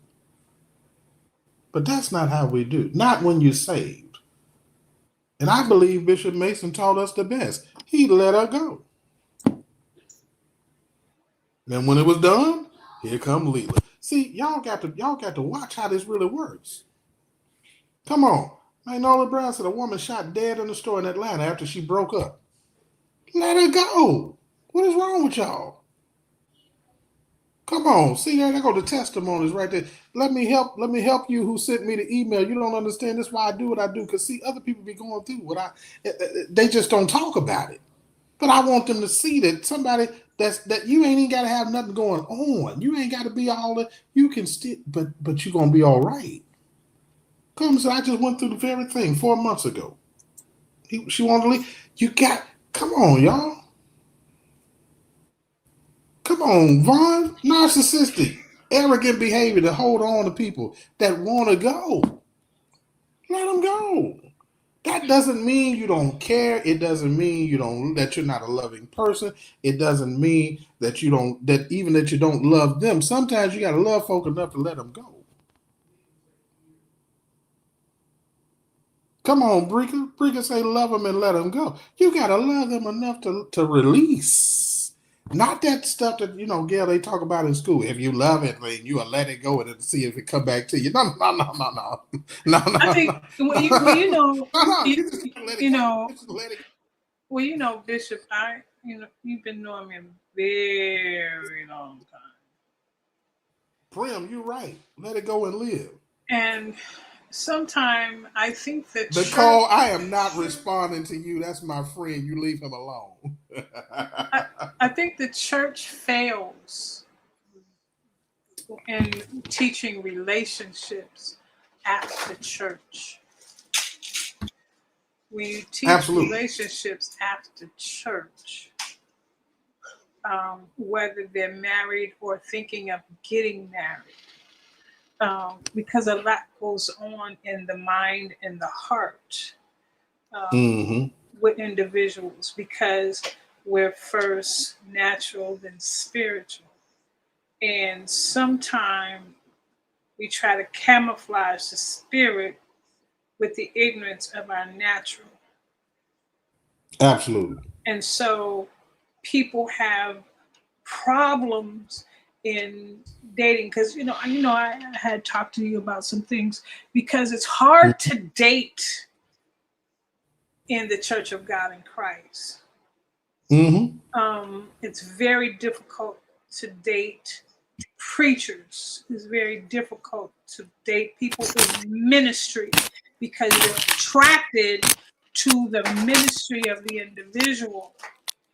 But then when you learn the natural side of the individual outside of the spiritual side, then they're like, I can't fool with that shouting girl. I can't fool with you either. How about that? Let me say this. Let me say this though, Gail. Let me say this though. It shows Sister Yoli's comment. But let me say this. Let me say this. Because before I got married, I said to my former wife, I said, the one thing I don't have is the one thing everybody wants: time. Because it was the one thing I don't. When you are in leadership and you have multiple businesses and you got a lot of things going on, you travel as much as I do. Prim say, Bishop, I said people are listening to the spirit of Lloyd and not the spirit of God. But a lot of people, a lot of people think that it's easy. It is not. Let me help y'all to understand. It is not. One of the reasons I didn't get angry is because it is not easy to be with a person like me. And what I mean by that, I mean busy, Gil, because it's a certain kind of personality. You got to deal with a whole lot of people. First of all, I'm difficult to deal with anyway. That was probably the only person who could deal with me on that kind of level, because I'm a very particular, almost perfectionist in a lot of areas. Okay. So I'm tougher on people close to me than I am on people that I don't see every day. The closer you get to me, the less patience I have with you. That's just the truth. Now she didn't have that problem because I was very patient with her. But at the end of the day, it is hard to be with people who have things to do. It is. It is when y'all. That's why I never talk about Bishop Sheard, right? Because Sister Angela, I feel like she crazy, y'all. That is my friend. Love to see you. Thank you for popping in tonight. Here's the thing. Because he's right. You have to stop to make the time. It's hard to make the time, right? And so you can't hold people hostage to your calling. I got a friend, Gail, in Corpus Christi, and his wife used to tell us all the time, and she said, God called him, not me. And sometimes people forget that your calling is not their calling. Side note, Karn is up preaching somewhere tonight. God bless. He need the money, y'all. Y'all let that man. I believe Vicky Winans. He needs some money. He needs some money. He don't need that money, y'all. He got to keep some people off of him in a couple of weeks. He gonna need that money. Y'all don't know. He gonna need. But no, Sister Angela, you have to. It's the one thing I don't have a lot of time, and so you have to make time, right? You have to make time. Most people could not deal, Gil, with being married to somebody who travels. They're only 30 days in a month. Gail will tell you 13 to 20 days out of the month, I am traveling. That's hard to deal with if you're not careful. If you don't have a life of your own, that's not the person for you. So to the Prim say, listen, God sent him district missionary Prim. Come on here. Again, as a pastor producer, people are busy. If you don't know that, if you're not busy, you don't know. You catch what I'm saying, Prim? People who aren't busy don't understand busy people. Now, y'all talking about me because I put myself out there. Gail deals with the same stuff. I want y'all to know that. There are men who be trying to, really be trying their best. And don't realize, I'll call Gail and Gail just be all upset. I said, Gail, what's wrong? Just don't realize I'm busy. What make you think I got time to say? Because Gail is busy. We're laughing, but I'm saying that as a serious note that people don't understand. Really busy people are busy. Now, I married somebody who became busy. She became busy in the businesses that we had. And she's very focused. And so she got focused in what she was focused on. And so, but I was not busy in that because I'm busy in a bunch of things. So it wasn't the business. I appreciated the fact that she was busy because I was busy. So we didn't ever have that problem. That was not it. When I tell you, it was just, hey, I'd have seen this enough. And if you're going to do that, I love you, but I got to go. And I said, okay, that's it. No, I'm not. No, I am not. No, I am not. Prim, Gail is famous and stuff. Some of them can't handle that. Some of them can't handle that. They be calling her, trying to get on her show and on her platform. Gail got a lot going on. Y'all don't even know Gail got a lot going on. I did not know anybody at the Word Network until Gail. Gail calls me one day. This was years ago. And I'm going to tell you how long Gibbs was still over there. And Gail calls me and she says, I want you on the Word Network. I got a phone call. Y'all don't even realize this was like 2008, 2009. See, Gail, people don't realize this. It's been long. We ain't just started, it's been a long time. We've been friends a long time. And Gail called me and said, I want you to be on the Word Network. I told them I got somebody that needs to be on there. And they want you to be on there. Gail, I don't even want to talk about that. Then she called, well, what about the Impact Network? I ain't even know nothing about these these people. Gail is so connected. It's not even funny, y'all. It's not even in real life. And I'm talking about in real life. In real life. And so I said that all to say, and y'all make sure y'all show Yoli some love because that was from the heart. And I wanted her to know I was not bothered, not what, but what she didn't know, and I didn't tell her, was what it caused in the backlash in a thing I wasn't even looking for. And I just and that doesn't happen often to me, but if y'all know me, y'all know I'm gonna bring it here. Nicole will tell you I'm gonna bring it here and deal with you because I don't want that to the Bible says rebuke them openly that others, that word fear means that others will understand. It doesn't mean fear like scared, it means understand. That translation of fear, so that others will understand that God will expose and deal with you too. So that's what this was about to say. Hey, I don't have no problem. You can email me about anything. Just make sure you heard God. Try the spirit. Try the spirit. And I would not dare do what the prophet did. I ain't calling nobody about no because I don't have no problem with it. Now y'all done heard me rebuke, but please know I don't have no problem. I love her to life. She's a wonderful woman.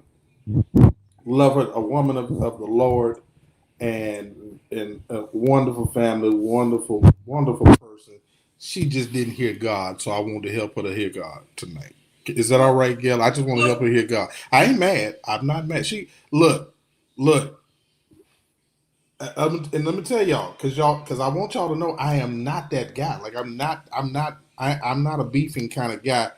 Because I want y'all to know we talked just earlier today. Okay, please understand that.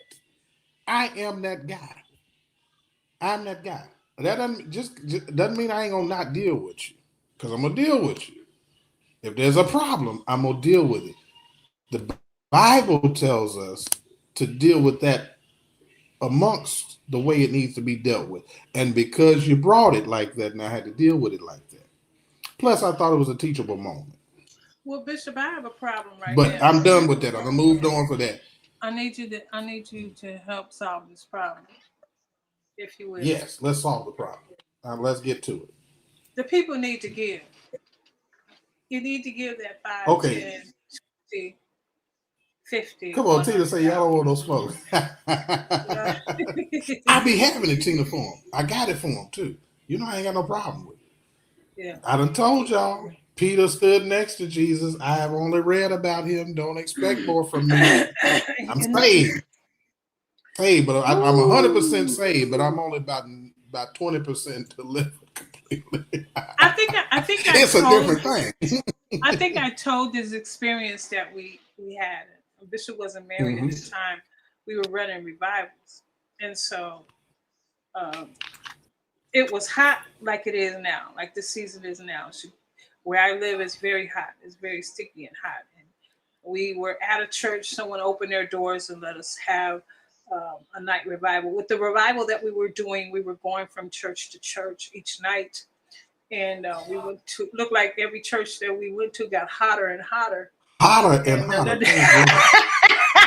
The devil was chasing us all throughout the city. It wasn't the Holy Ghost, it was that weather. And because they had no air conditioning. And so Bishop was preaching, and it was very hot. And Bishop had prophesied to this one young pastor at the time. And he had told him that, God had called him to be a prophet and that he would prophesy and stuff like that. So the Holy Ghost knocked him out in the flow. And so,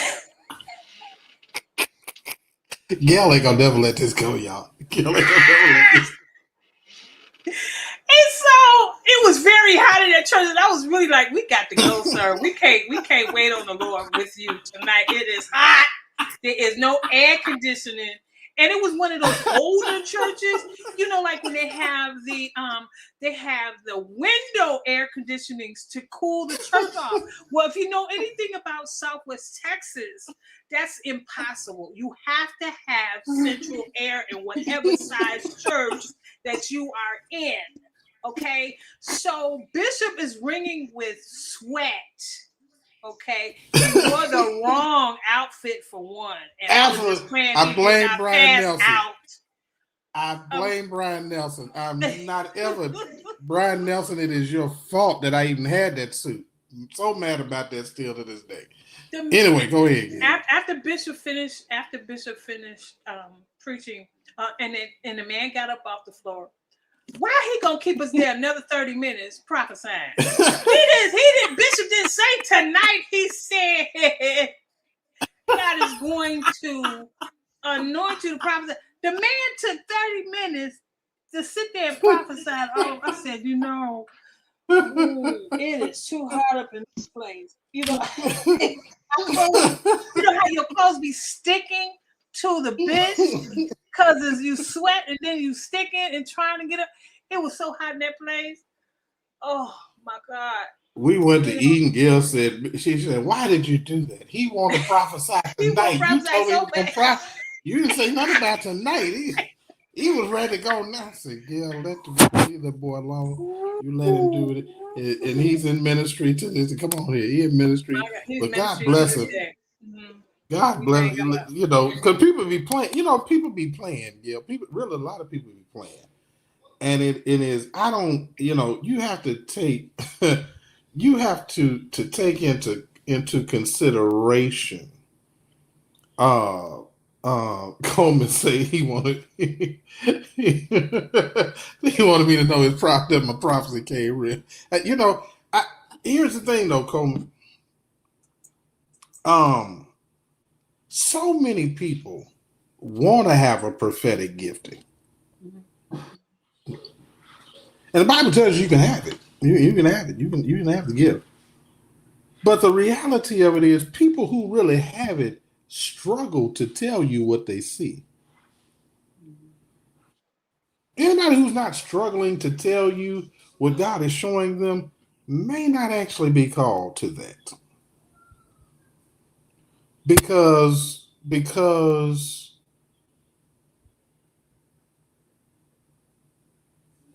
the reality of it is it's a difficult weight to carry. It's difficult to speak into people's lives, especially because you could end up like tonight, where you was 100% right. Now, if you really got it, you ain't gonna be wrong. But if that ain't really what you on, and God ain't really gave you that, you gonna be embarrassed a lot because that's not really. And I'm not even saying, you know, you got to know the difference between these. God don't be hitting and missing on stuff. No, He doesn't. You know, it is, you know, God has given me a deliverance ministry. He has given me a prophetic ministry. He's given me a healing ministry. Many people have been healed. I'm talking about documented. I ain't talking about no playing around. I ain't talking about that. I'm talking about went back to the doctor and you know, deaf ears opened and blinded eyes and things.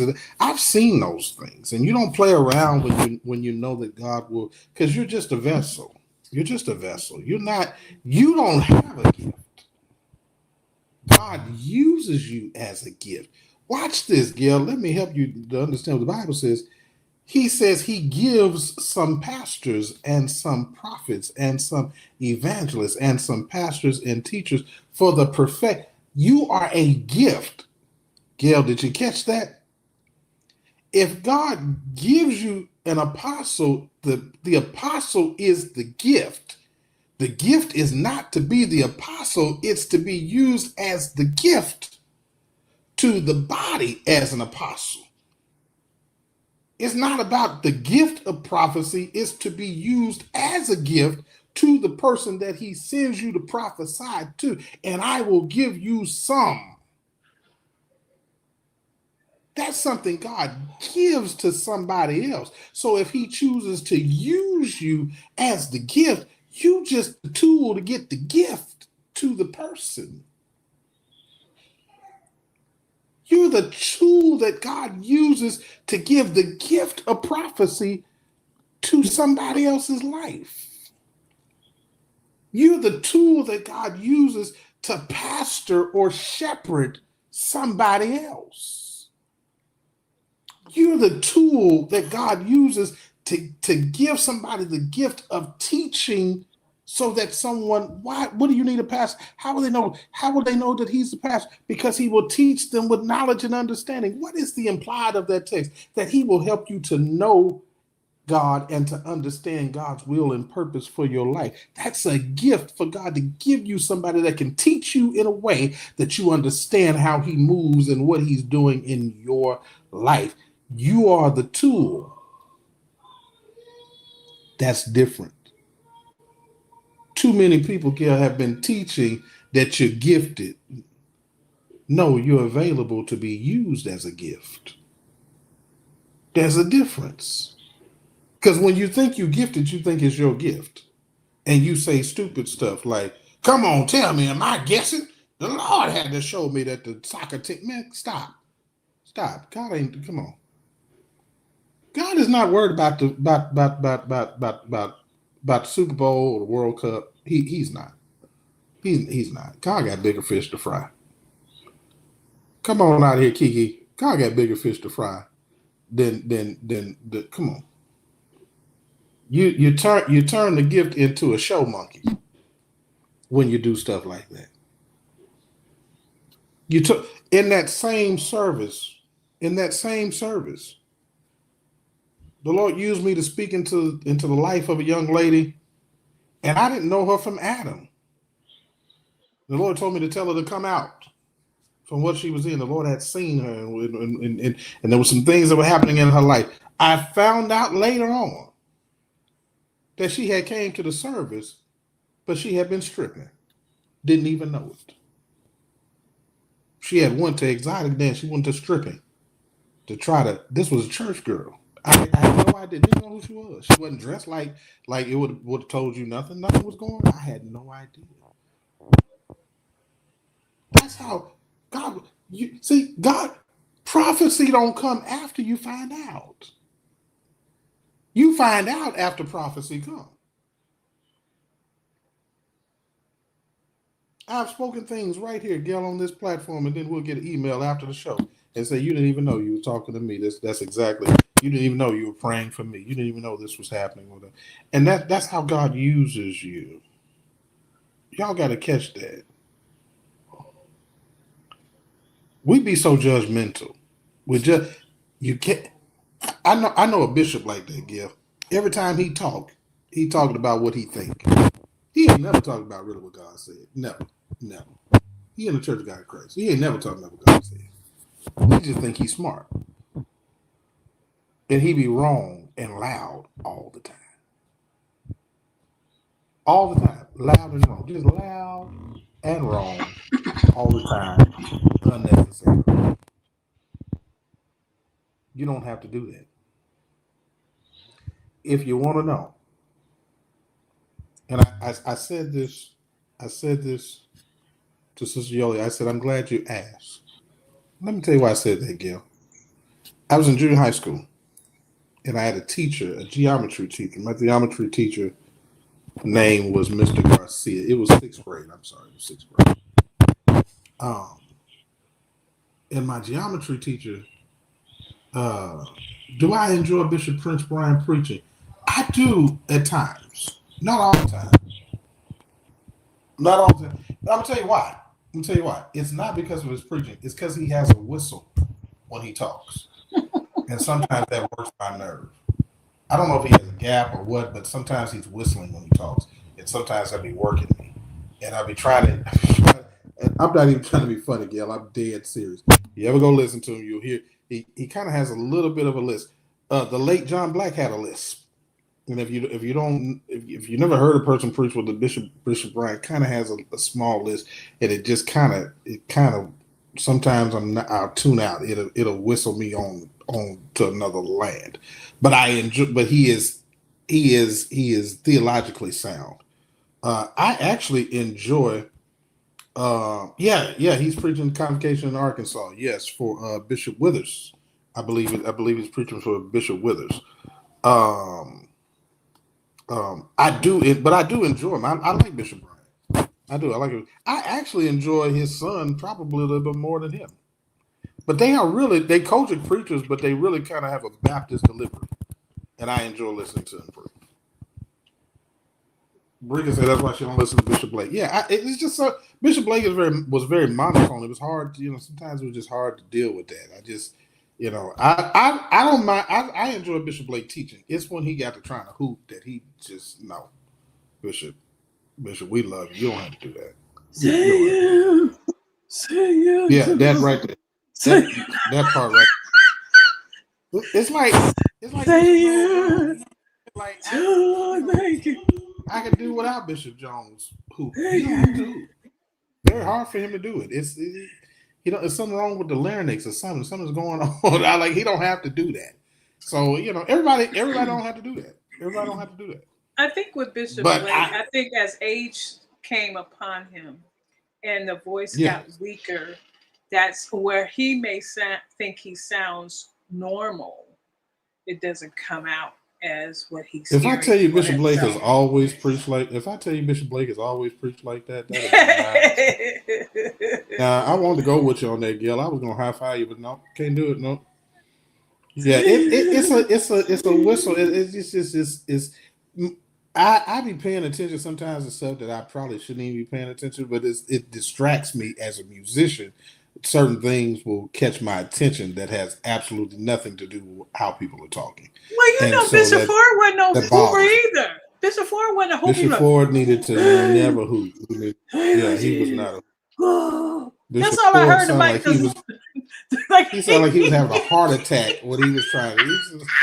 Somebody check his blood pressure. Is he okay? And the mics weren't as sophisticated as they are now. No, not at all. Bishop Ford sounded like he might have been growling. I don't really know what was going on with Bishop Ford. But hooping was not like his strong. Yeah, is he okay? Is he having a heart attack? What's happening? But Bishop Ford was better when he would just talk. When he would just talk, that was profound. Yeah. I mean, it had an anointing. And then he threw up them Bishop Owens was an orator. He was like a Barack Obama. Some people are orators. Bishop Owens knew words that nobody had read before. I mean, he just listen. And his deliverance was absolutely wonderful. I enjoyed Bishop. Bishop. He wasn't the best preacher we had, but he was the very most articulate. Bishop Owens had a church full of women because he had that Barry White voice. And we're going to leave that right there. he had that deep voice. And I know his church was packed with just women because his voice, even back in the 70s and 80s, it was just that. Yeah. He had that. He was a young man with a baritone voice. Yeah, Nathaniel Green is a really good preacher. I enjoy Nathaniel Green. He's a really good preacher. I enjoy Linwood Dillard. He's a really good preacher. Nobody's going to ever, in the Church of God in Christ, G. Patterson is just that's the best storyteller ever in the entire history of the church. I'm gonna tell you who was kind of like him though is Nathan Simmons. Nathan Simmons was kind of like G. Patterson a little bit in that. And then F.D. Washington. Nathan Simmons was like it. Oh, F.D. Washington. Frank Smith was a beast. I mean, we done had a lot of.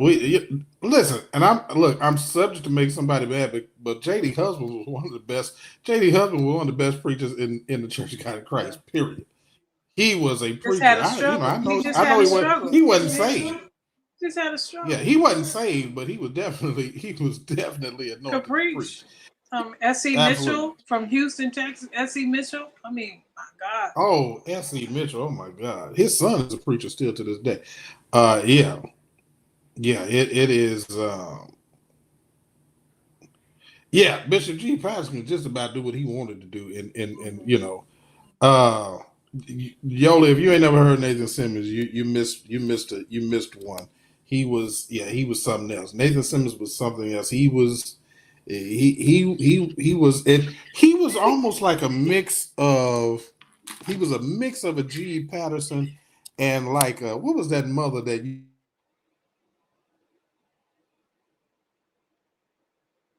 Oh no, you went out a little bit. Is that my side or your side? Great preachers in this church. I don't know. Yeah, I hear you now. No, you went out again. Yes.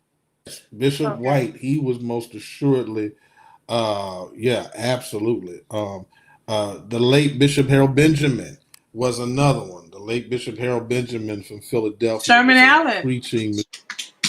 Sherman Allen is still a preaching machine. He gets on my nerves. He's a preacher. Mother Shaw, thank you so much. Yeah, Nathan Simmons was like a mix of G. Patterson, Charles Mason, and Mother Shaw all in one person. Uh, Yeah, Bishop Owens had that voice, man. He just Derek Hutchins. I mean, Derek Hutchins was. Listen, Willie James Campbell. Come on, come on. If we're gonna talk Yeah. about it, you got to put him in the mid. We may have to Yeah. do a show again. We may Sunday. We may just Yeah. who the top 10, right? Because that's hard. That's hard to It do. kind We it might kind have of to do make a you top mad. 20. You know, it kind of makes you mad because there's no one really to take the torch. No, No no, one has been able to take the torch. I mean, the torch just burned out. I mean, nobody. But see, nobody does what those guys did. They studied. You can't do what they did. oh, they studied and You laid can't do before what the they Lord. did and download your sermon off the internet. You can't do that. You Yeah, can't yeah, and you take can't other have people's Chat GPT write messages. messages. You can't. Yeah, You know. take other You know. people's messages and present them to the general setting. Listen, I grew up. I grew up under the old school where we didn't come to the. You don't come to the pulpit With a with manuscript. laptops and manuscripts because you had to know your message when you don't study to preach. You study to know so you can preach. Right? That's what they taught us. And so they might come with like an index card and never look at it. Now we have leaders who will preach a whole sermon and will not look up not one time. Sir, you really read this thing. You really read that. You know, it's not me saying like you really read that. I appreciate. Thank you. That was wonderful. Because Oh my what you God. looking at? What are you reading that you don't know what you preaching? And Nathan Simmons would get up and tell you the entire story, the whole history, and Mephibosheth. And I mean, he just gonna go to the Bishop G. Patterson would give up and tell you the entire history before he got to the Sunday text. school Like lesson. old You're gonna school get the Sunday traditional school. preaching. Yeah, you're gonna get the Sunday school review and then the word. The Yeah, preach word. absolutely. It is that is my style of like you always attached it to. Even Jamal Bryant is like that, right? Even though he contemporizes it with like movies or books or songs or whatever, Right. they know where they're going. Old school preaching knew exactly where it's going. It don't have to read nothing because I think it's the they discipline. study all week. And it was You a don't just discipline. get up on Saturday Yeah. night trying to figure out what you're gonna preach about on Sunday. That's crazy. Anthony Anthony Gilliard is one of those. Yeah. Oh man, he's one of, and he does it. I mean, they get up and they open the Bible because they want you to know where they're coming from. But after that, they know Close the story, they know the history, they know what they're talking about. They don't have to try to figure out what they're gonna say. Yeah, back in the day, they used to tell them close the book. Close the book. They make you read. Yeah, Let you read. Yes. And many of them didn't even read. They had a reader. Can I get a reader? I missed that too. Can I get a reader? Because them mothers would read like they had wrote the Bible themselves. It's a mother in Texas that reads like she wrote the Bible herself, like she was there when it happened. I won't lie. One of my favorite, Carolyn Showell. Oh my God, hands down. Man, come on. I don't like, man. Come on. Frank White is there. I remember. That's old school. That is old. That is old. Shout out to Supervisor Billy and Supervisor Campbell. Those are two. I mean, they read the Bible like they wrote the Bible. Is that your book? Did you write that book, Mother? I mean, because they read it like that. That's how we used to do. And then they would, but they knew, the preacher knew what he was talking about. I said husband wasn't saved. Listen. I don't mean no disrespect to. He wasn't. Y'all, you want me to lie? Bishop husband wasn't saved. Y'all know he wasn't saved. Well, maybe he was saved. Let me not say that. He definitely wasn't delivered. He definitely was not delivered. He couldn't be. He had an encounter. He had an encounter. You could say that. I believe that he confessed with his mouth and believed in his heart. So he might have been saved, but he definitely wasn't delivered. He was not that. No. No. Bishop Williams from Tampa. Is he like that? Okay. Yeah, come on, read. Come on. It's some people. It's some people. He was an auxiliary when he was an auxiliary when they were still allowing auxiliary bishops to be on the general board. As a matter of fact, he was placed on the general board by J.O. Patterson Sr. He was not necessarily elected to the general board. That was the first board was not even necessarily elected. The first presiding bishop was. German Ross absolutely had the same problem. I hope they made it into heaven. Because see, let me tell you something. I didn't say he didn't make it to heaven. I just said he wasn't delivered. That's because I can't put you in heaven or hell. And if the thief on the cross could make it in, certainly Bishop Ross and Bishop Husband could make it in. We pray they made it in. We pray they made it in. Some people ain't gonna make it in yet. We're gonna be surprised by some people who don't make it in yet. Right. And then there are some women that can go too. There's some women that can let go and let loose. Oh, for sure. Jackie McCullough can show enough preach. My Lord. Carolyn Showell can show enough preach. One of my favorites. I used to play her on my show. I would take a 7-minute sermon of hers and play it on the show, and the people would just they was like, where can I get that message? Where can I get that message? YouTube. The one thing I loved about Bishop Daniels is Bishop Daniels didn't have to take long. Bishop Daniels could preach in 10 minutes if he wanted to.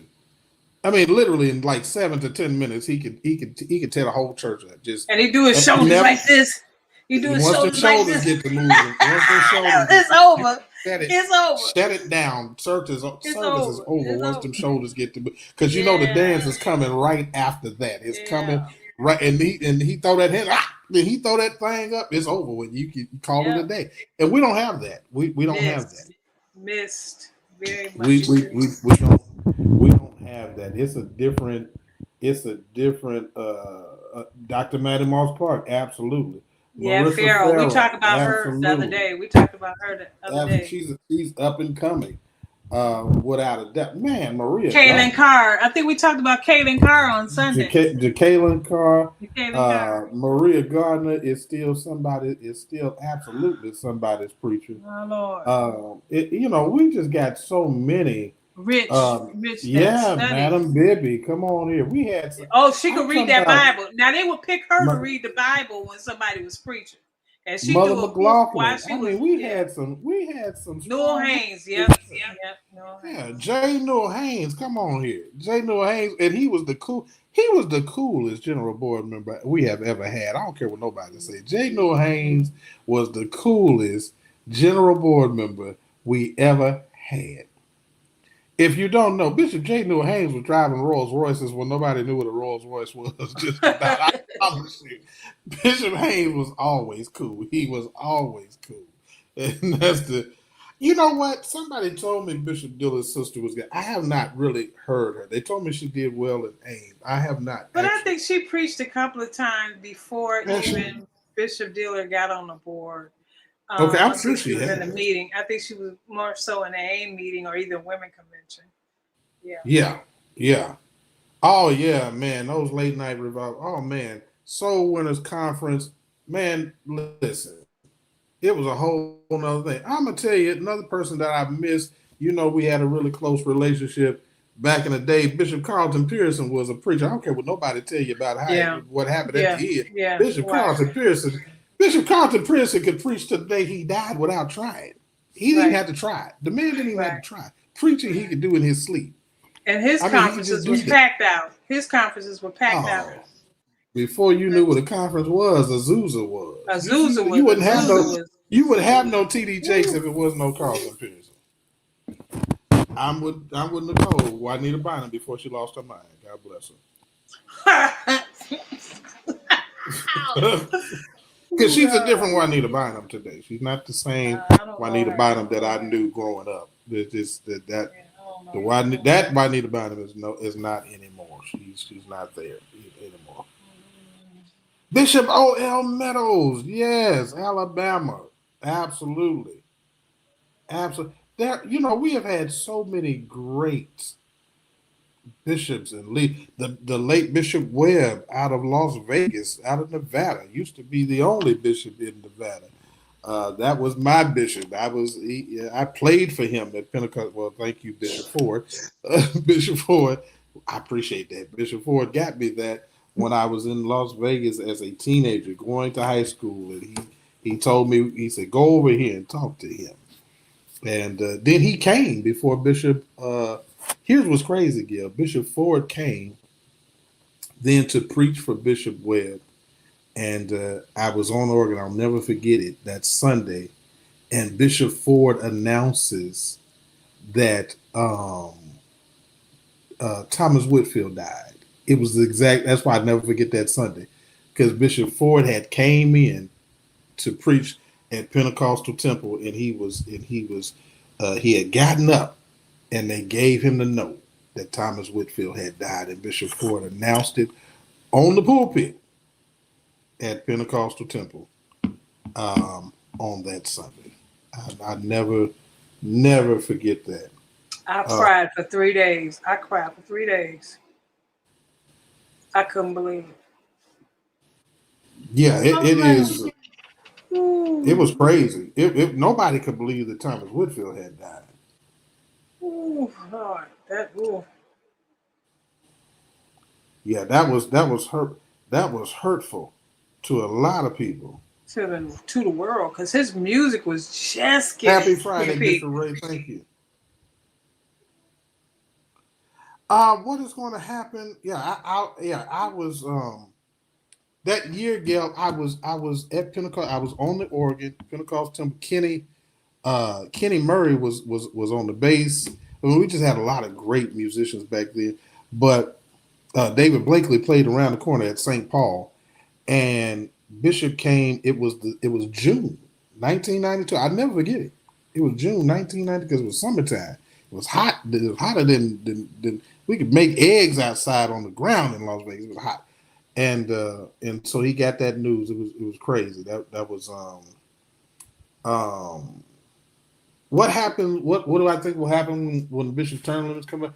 I think we need term limits, or I have said this before. Let me say this, and I've said this to bishops I absolutely respect in our church. E. Cleveland was a great friend of my father's. Bishop Crouch, just a lot. We had a lot of great preachers in this church. Now Bishop J.A. Blake was actually a really good preacher from my John Terriers. I'm not going faithful. I'm not. Yeah, I'm gonna let the rest of that ride. It's not me, and I'd rather not, But yeah,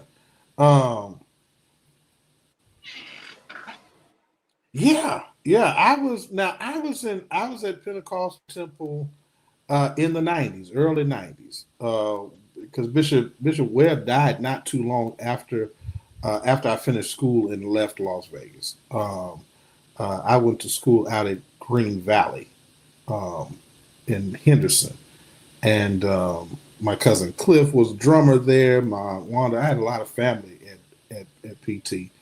I don't know Bishop Washington. I don't know Bishop Washington. Somebody in hiding want to know who will be the next presiding bishop. I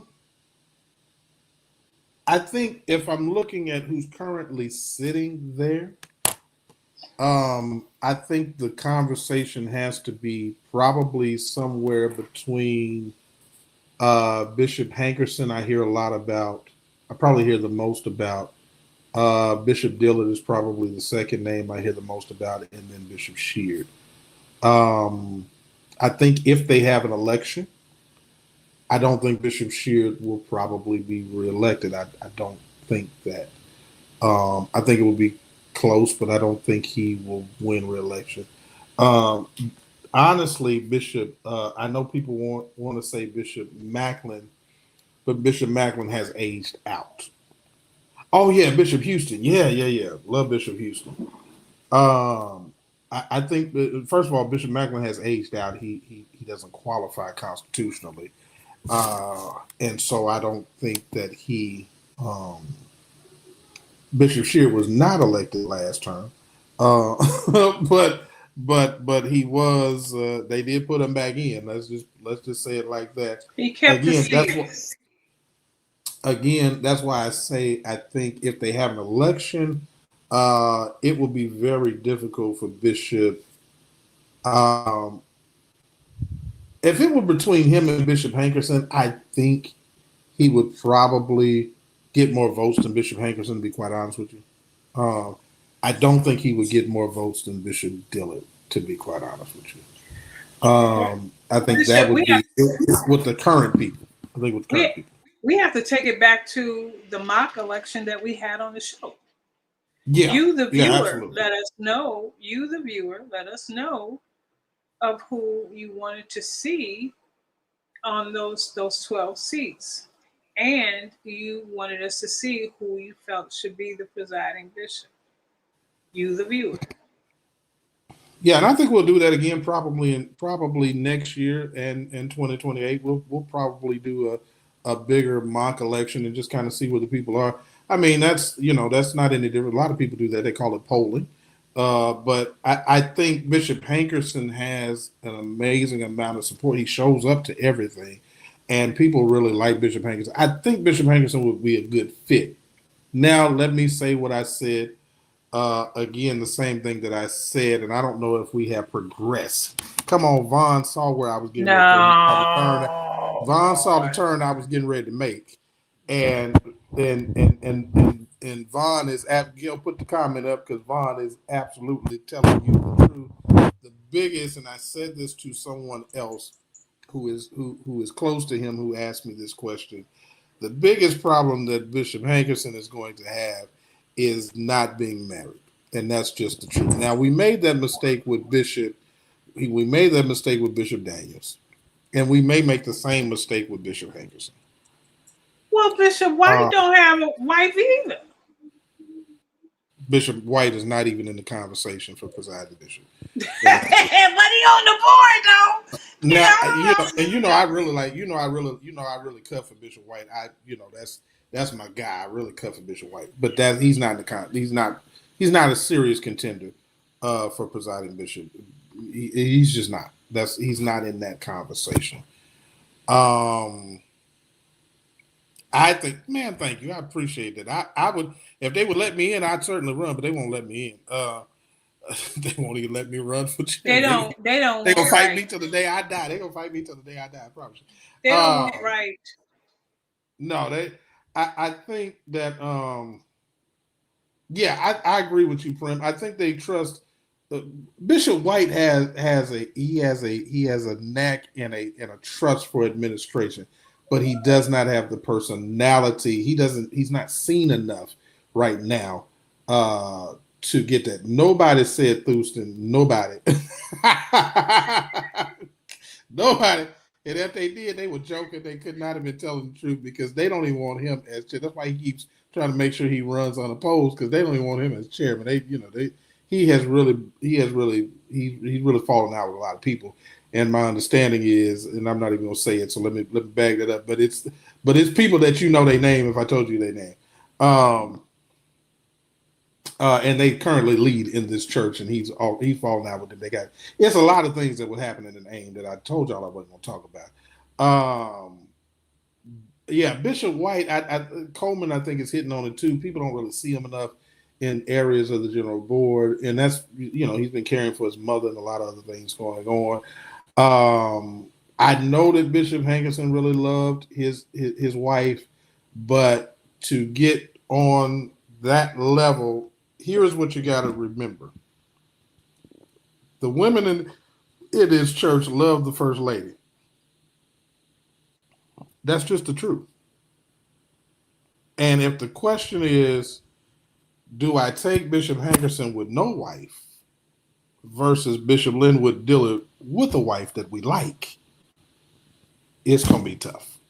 Again, it goes back to part of Bishop Porter told y'all the truth. Part of this is popularity.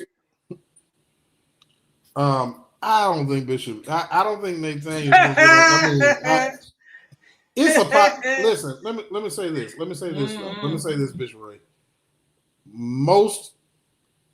Every every living AIM chairman, everybody who's ever been AIM chairman has gotten on the general board. That's a pretty much, given, because it is such a high profile position to be the AIM chairman. Got to remember, AIM is probably the second largest convention. It's the largest convention in the church outside of convocation. And it's the largest gathering of members, delegates, people who vote outside of convocation. That's why AIM chairmen always make it on general board, because they know their name. That's just what it is. I don't know. I don't know if Bishop Sheard would stay if he were voted out. I don't know if he would stay. I don't know if he would be like Bishop Owens. Why would he leave? I just don't see that in his personality. I don't see Bishop Sheard as the type of person who would do what Bishop Owens did, because Bishop Owens basically became the 12th man forever, and you almost never seen him again. He came to everything, but hearing from him, he got all out of shape and all kinds. Bishop went through it.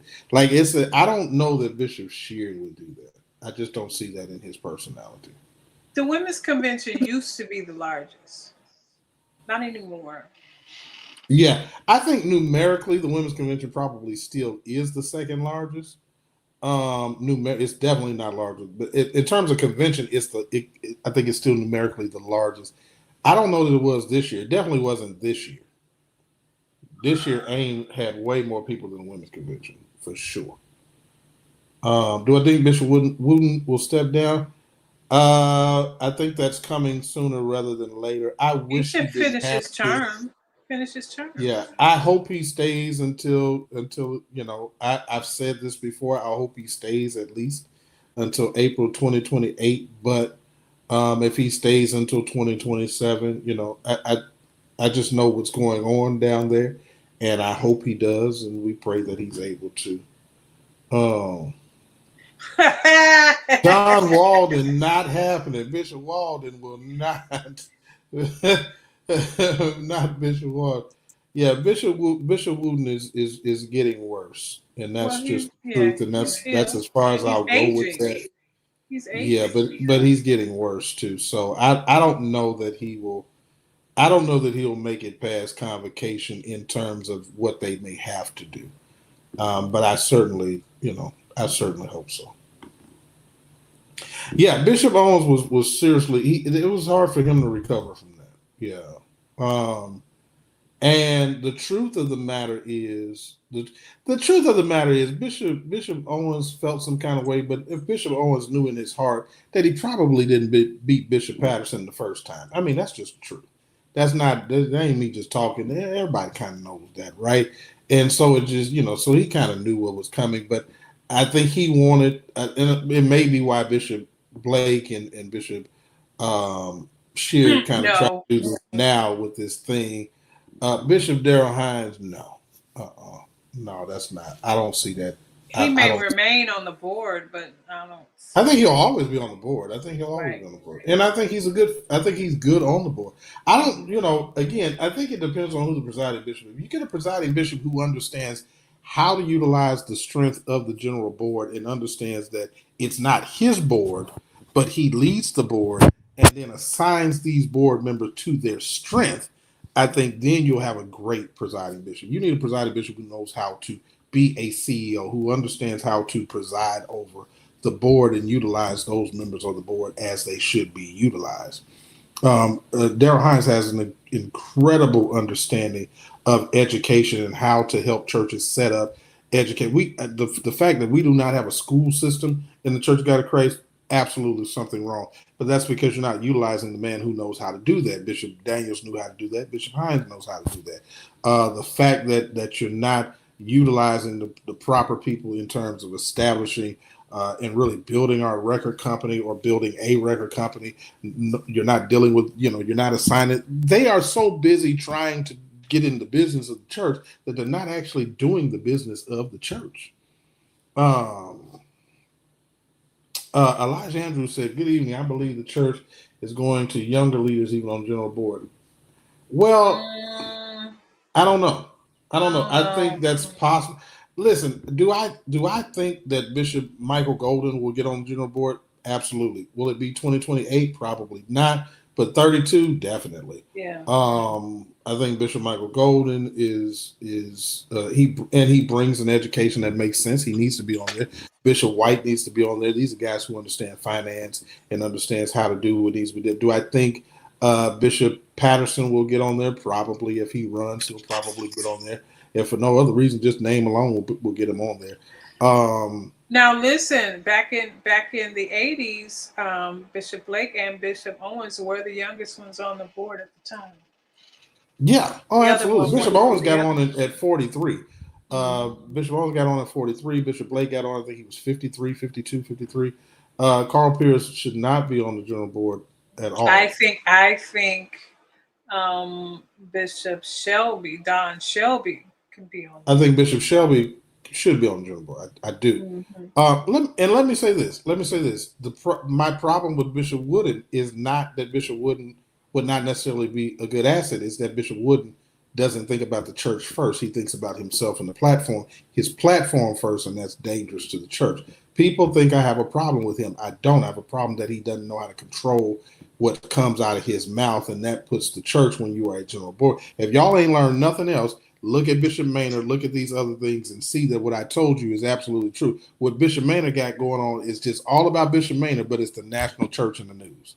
That's the problem with Bishop Wooden. When Bishop Wooden talks about Kirk Franklin, Beyonce, or anybody else, it becomes the national church said something and not just him. That's the danger of Bishop Wooden. There's really no other danger. Sometimes he's on it, but there's really no other danger with him that he just don't know how to. He doesn't know how to control that, and that makes him very, very dangerous. Um, Absolutely dangerous. Um, yeah, the fact that we don't have a school, we don't have a credit union, it's something wrong with us. Like it's all in the book. We supposed to be in. We don't have a hospital. We don't have a hospital network. You know how easy it is to start a urgent care these days, Gail, or to buy. I mean, there's hospitals for sale all over the country. It's urgent care. It's like it's we don't the things that we should have. When you look at the Catholic Church, when you look at the Lutheran Church, when you look at we don't have a banking system. We don't have anything that we could easily have. We have too much money coming in to still be going to other people. Why are we going to the Assembly of God to get a loan for a church? Because we don't have a credit union and they do. These are the things that make us where we are. Um, Now, who introduced Bishop Maynard as the best general board member? You know what? People say some silly stuff.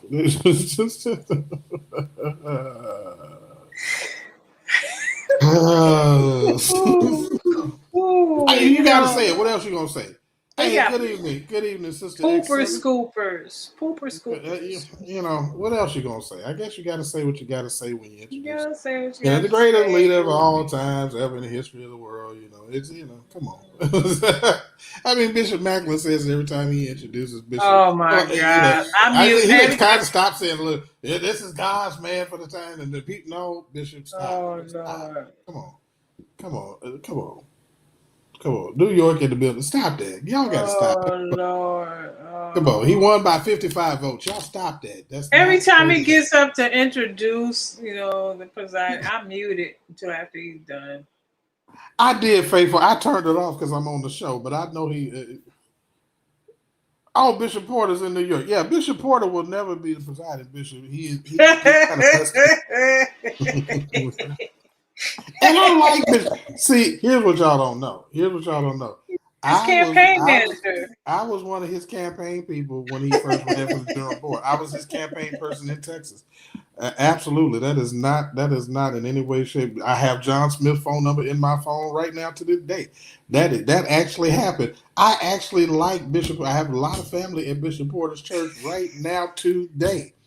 I do not dislike Bishop Porter, but Bishop Porter played himself. He got on the general board. He started playing too much, doing way too much joking, and he just, people don't take him seriously, unfortunately, He and need it's a that. shame. He need and whatever he had in that juice last in the holy convocation. He don't need to drink that no more. He was too giggly. Yeah, I know Bishop Macklin be trying to be nice. You listen. God bless him. Do I? I don't. First of all, I don't know that Bishop Hawkins will get on. I don't think he'll get on the general board. I think he has a better. I think he's got a better chance of leading in the board of bishops than he does for the general board. Bishop Anthony Gilliard, I think he's very well liked. I don't know if he'll ever get on the general board. I think he could. I think but I don't know. Honestly, I don't know. I don't know about it. And I like Bishop Gilliard. He's a very nice guy. He's a very nice guy. I just don't know that he'll ever get on the general board, to be quite honest. And he would never be a presiding bishop without. Well, Bishop, whatever happened to Bishop Ron? Is it Ron Carson? You're talking about Ron Gibson, Bishop Ron Gibson. Ron Gibson. Okay. Again, LA, they're still. Well, see, you still have the same problem that they passed some sort of unconstitutional resolution where they're not letting foreign bishops run for the general board, which is unconstitutional. I don't know why bishops are allowing that. But okay, Bishop. I don't think Bishop Gilliard wants to be. Bishop Gilliard is. Can I tell y'all the truth? Bishop Gilliard is actually bigger than the Church God Christ. He's one of those people that transcends the Church God Christ. He preaches more outside the Church God Christ than he does in the Church God Christ, and he preaches a lot in the Church God Christ. Bishop Gilliard does not need to run. Famous say Ron Gibson too busy being like, actually, he reminds me of the Whispers brother. If he was a brother of the Whispers, him and his brother are both bishops. Full disclosure, I have known Bishop Ron Gibson since I was probably 14 years old. I really like Bishop Ron Gibson, and I've actually had this conversation with him directly. Me and him have had this we had this conversation in Memphis a little over a year ago. And that's one of his concerns. It was the concern of Bishop Whitehead, who was a domestic jurisdictional bishop who actually submitted a resolution to override Bishop Thurston and that resolution within the Board of Bishops because it's unconstitutional. You cannot say that foreign bishops can't run for the general board. It's just the craziest thing that you've ever heard. And so that's why you don't see him running, because they won't let him. They won't let him. They won't let Corby Bush. They won't let any of the foreign bishops run, which is absolutely unconstitutional because they're jurisdictional bishops. So it's absolutely crazy. I don't know. Yeah, Bishop Dillon preaches outside of Kojic all the time too. Absolutely. Bishop Hines is not going to stop dyeing his hair black. He said out of his own mouth, faithful. He said he pay a lot of money to keep his hair and mustache black, and he's not going to stop doing it. Now those were his words, not mine. So don't know Daryl Hines fans be hitting me up talking, you talking about my bishop. He said that. I didn't say. I'll play the video if I have to. But he said my friend. That is Gail's friend. I understand they grew up out there together. But listen, it's the truth. And as long as he want to pay to get that hair dyed, God bless him. Is Bishop Ely sick? I don't know. I did hear Bishop Ely. They told me something about Bishop Ely. I don't know if it had to do something with his heart or what. I don't remember exactly. I do remember somebody calling me about Bishop Ely. Seemed like last month. Not really sure. Oh, Bishop Heisen gave up his vegan lifestyle. God bless him. God bless him. Because he needed to. Oh, is he? Oh, okay. Yeah, he was claiming vegan for long. I think he did it for a minute. Yeah, he didn't hear the Lord on that. He did not hear the Lord on that. Well, the chicken be smelling in the kitchen, I'm sure. So listen, if you ever in Milwaukee, Dr. Valerie Daniels Carter got a new soul food restaurant. I think they opened it up last year. That is supposed to be off the chain. That's what they tell me, and apparently, Gary Sprewell and some of the other national people love to go there. So if y'all ever in Milwaukee, go and check out the restaurant. I'm gonna have to call and see what's the name of the restaurant because I don't remember it right now. She has many eateries. Yeah, but this is a new one. This is because she used to have one downtown, and so I think she closed that location, opened up a new one that seems to be everybody goes to out there. If you're ever in Milwaukee, but that's apparently the place to go. Now I do want her to talk to her about trading the Greek giant out there off the Bucks, because that's a problem. But that'll be for another day. Where is Marlon Bush? Marlon is still in Dallas, and he's working Bishop Court Bush's son. That's Marlon Bush, and he is working in the General Assembly with Bishop Houston, is my understanding, as well as I think Sister Patterson, Bishop Charles Harrison Mason Patterson, Sister Jennifer is, I believe, Bishop Houston's executive assistant. So some people that's they're working in the church. He gonna need the elevator after a He while. needs the Lord probably told him to need that elevator because he's almost 70. So he probably needs to, he's gonna need a ride. Yeah, he's gonna need a ride. Will Vanessa Winbush succeed Mother Lewis someday? I don't think so. Depends on who the presiding bishop is, and that's not knocking her. That is not knocking her.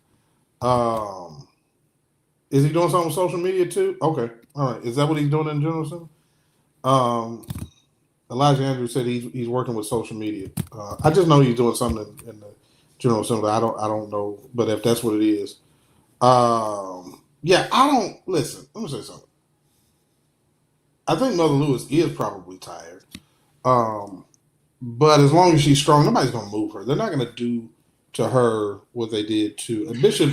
If you know anything about Bishop Shear would never do to her what was done to Mother Rivers. That's just never gonna happen. He's not that type of person. He is very respectful of his elders. He's just like that.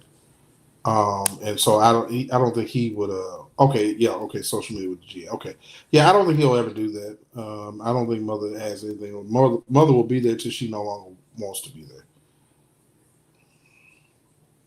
They will not. I don't think Jackie McCullough will ever be invited because she's a female bishop, and that's just not going to happen. If I'm just telling the truth. I think in line to Mother Lewis looks tired. Mother Lewis is aging. Okay. Mother Lewis is old. She's probably she's in her mid to late 80s. Oh yeah. Okay. So I don't think, and then she has enough women. She has enough women in her department to help carry on the assignment of whatever she asks them to carry out, where she won't have to stress herself out of things getting carried out. Because the women, she's 82. Okay, then wow. Okay, thank you. Okay, I thought it was a little bit older than that, but okay. Yeah, I didn't think she was that old. Yeah, she'll be okay. So she'll be 83 this year. Okay. Yeah. So her and Bishop Blake the same age? Her and Bishop Blake, are they the same age, or is he a little older? What I do know is that 82 and 83 is an age. Listen here. Yeah. That's that. In terms of Vanessa Winbush Gatlin, I don't think she would be the next supervisor. I don't, honestly. I'm sure she would like to. I'm sure she would like to. I mean, I think she's in her 60s, early 70s or something. Can I tell you, and y'all gonna get mad at me. Don't blow up the comment section, Gail.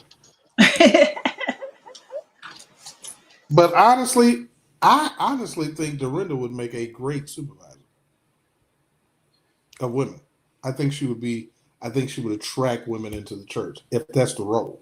And I think she could build the women's department. You got to remember, the supervisor is the leader of the Department of Women, which encompasses other departments, right? Sunshine Band, Purity Class, things of that nature. See, look. See, why you gonna say bye? Why you gonna say bye? I'm giving you my real reasons. Here's the thing. I'm a guy who understands marketing. Right? I don't think she should be doing that much. Can I tell you that? I don't even think she should still be in the evangelist department. I'm just being honest with you. I think it's a placeholder. Mm-hmm. She didn't get the music department because it would have been a step down. Yeah, I mean, I think there you go. All right. But here's the thing. You got to remember. Dorinda. So Dorinda's job is to raise money. That's what she gets. If you remember, the last person who did that was Joyce Rogers. Dorinda is now doing what Joyce Rogers used to do, and Joyce Rogers was being set up to become one of the supervisors. So I'm talking from a marketing standpoint. Now she does have a mean spirit. She does. But she may Dorinda, you need to change. work on that. Dorinda, you need listen. Let me She help may you. change. No, she's not gonna change. She's not. She's not. You got a reputation for being mean. You got to do better, and you ain't did better in all these years. But you got to do better. Yeah, I just. But I think now. Listen. Let me say why I don't why her being mean is a problem and not a problem because Mother Rivers wasn't a nice. She wasn't nice. Mother McLaughlin, they tell me wasn't the nicest, but we don't always have some old mean, cantankerous supervisors for some strange reason. I don't know what that's about. Lord have mercy, what's wrong with our supervisor? Mother Lewis may be the nicest one we done, we done had.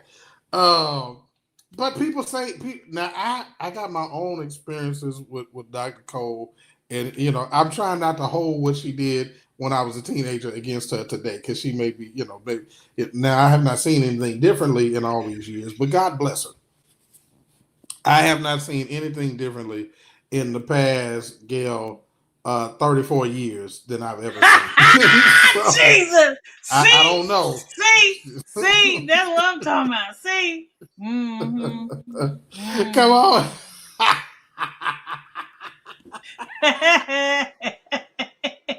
Bishop Ray said, no, all the supervisors can't be singing at the casino. Come on, y'all.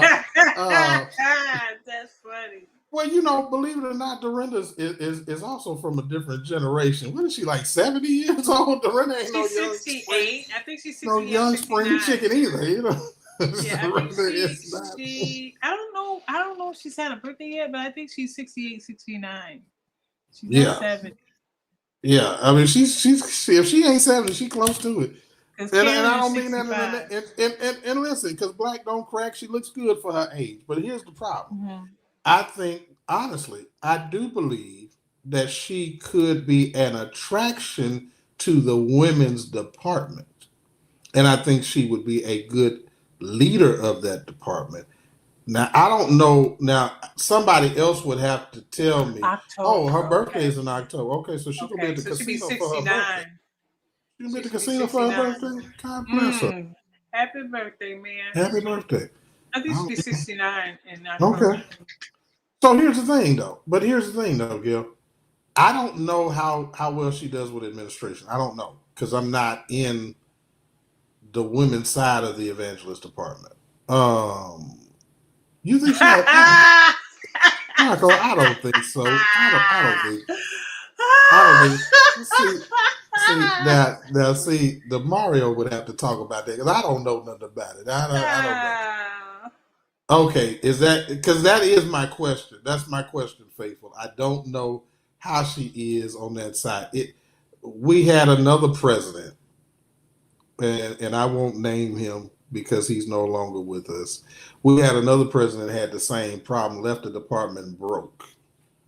And that was one of the reasons why they moved him was because of financial accountability. So I don't know.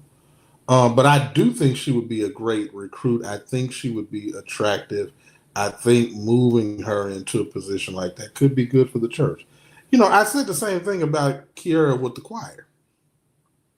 And I won't tell you, Gil, that somebody called me and told me that that's what they're gonna do. I won't tell you that somebody called and told me that right after AIM. I won't tell you that, Gil. I will not tell you that that's what that was about this week. But I will tell you that I think, and again, please don't get me wrong. Whether or not we ought to be a family church after 127 years and millions of people, absolutely not. But that's what we are right now. I won't tell you, Elijah, but that's what we are right now. I think Matthew's gonna be hurt. Then if he's gonna be hurt, he's gonna be hurt because that is. I'm just saying. I think, unfortunately, we're operating as a family church. Y'all saw when Chairman Green got up. His dad is his stepdad is the vice chairman of the Pastors Elders Council. His relationship with Bishop Sheard. His cousin is the financial secretary. Another cousin on the general board advisory. I mean, that's just what we're doing. Yeah, he's not gonna get it. That's not gonna happen. It's not gonna. He's not gonna. That's not gonna happen. If I believe what I'm not saying I was told, that's not gonna. Listen, I've been advocating. I've only thought that two people really. I think Green will be bishop before Bishop Sheard gets out of office for sure. That is for sure. What is the age requirement to be a general supervisor? There isn't one. I think 35. I think minimum 35. I think either 35 or 45. I think is the age. Should be 69 in October. Okay, thank you, Sister Breaker. I don't know how Nathan Green will be bishop because Bishop Gatlin ain't going nowhere. So unless they plan on moving him somewhere, it ain't no openings in Texas for him. So I don't, or they gonna give him a foreign jurisdiction. I mean, he can make anybody he wants to a bishop, as he did with the new chaplain and just made him. That's called an episcopal appointment. He appointed him as an episcopal auxiliary bishop. So I mean, the presiding bishop can do that if he wants to. I think Ruby Hollins would be good with evangelism. I do think she would be good. And that's not knocking Vandalyn Kennedy with what is she with the youth department or whatever like She's that. Youth cheerleader. She's youth cheerleader.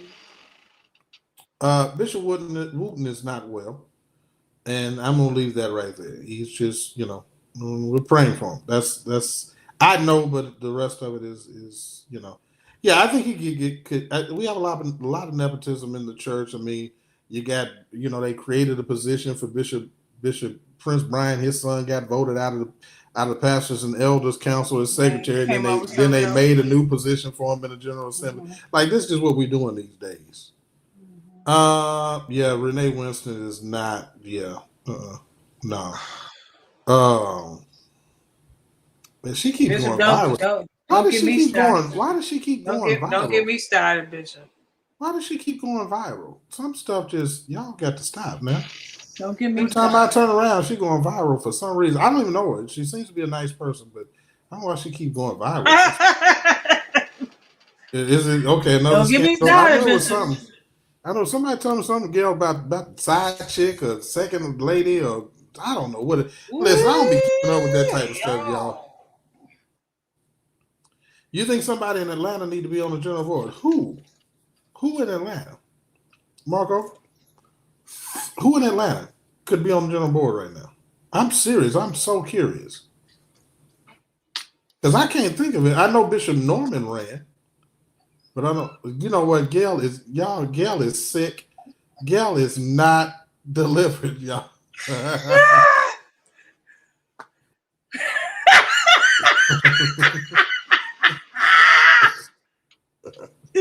Woo!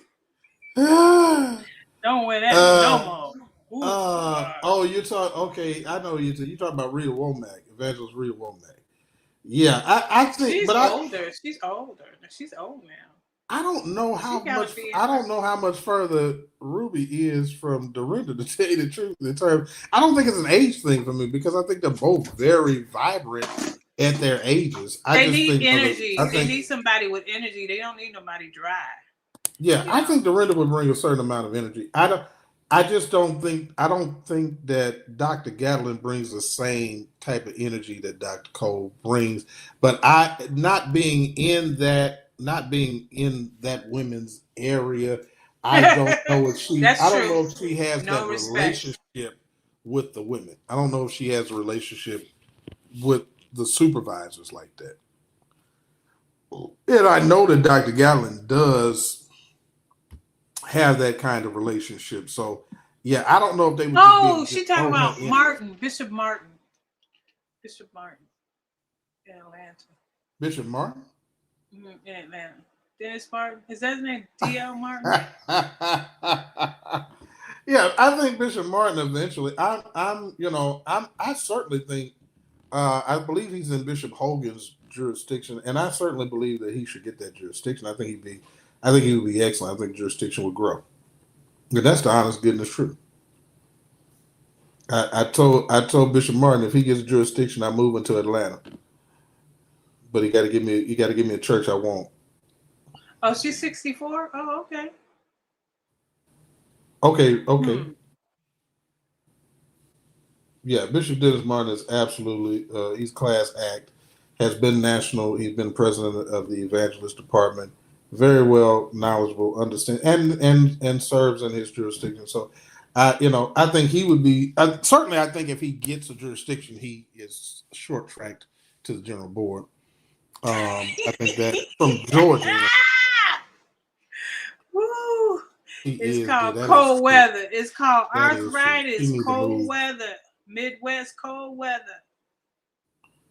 You know what? I don't have a problem with Mother Lewis. I just think that she's getting older, and I think that but as long as she wants to do it, I don't really have a problem with her. I don't. I said the same thing about Mother Rivers because Mother Rivers was strong until the day she died, just about. I think. As long as the women don't have a problem with it, and she's organizing in the middle doing her job, I don't have a problem with it at all. She's a great organizer. She's a great organizer to raise money and to keep the department strong. I mean, they are together. Yeah. I don't. You know what though? You know what? Yeah. I think Bishop Martin absolutely. Has done the work to deserve a jurisdiction. I don't know how the men feel. You got a couple of guys out there in that jurisdiction, but I certainly think, and I think he's administrative assistant right now too. So I don't know. I mean, he's on that track. I think he would be good for that. I think people, Gail, let me say it like this. I think people miss it when you go to support somebody. You got to support a bishop who will draw other people. Or else your jurisdiction will never grow.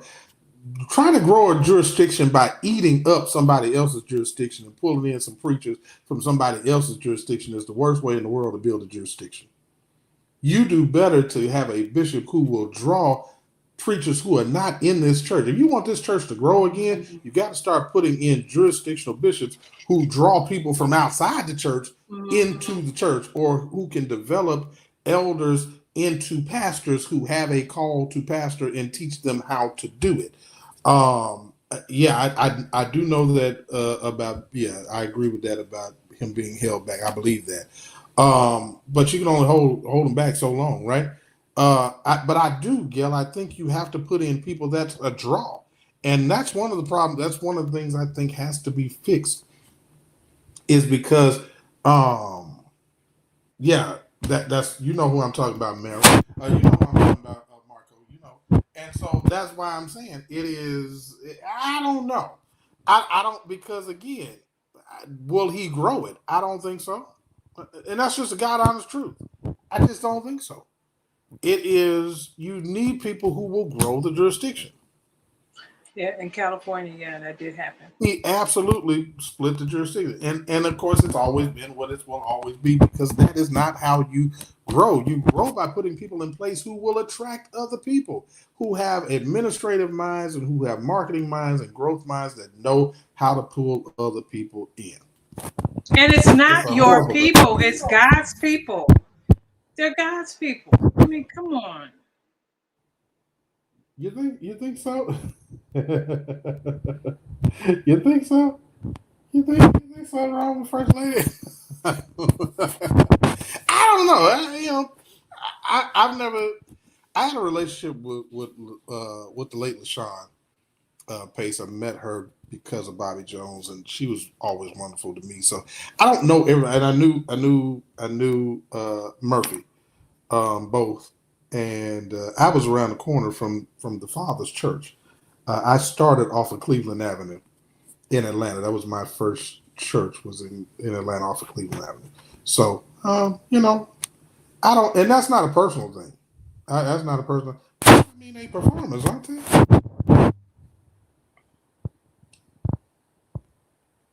That is true.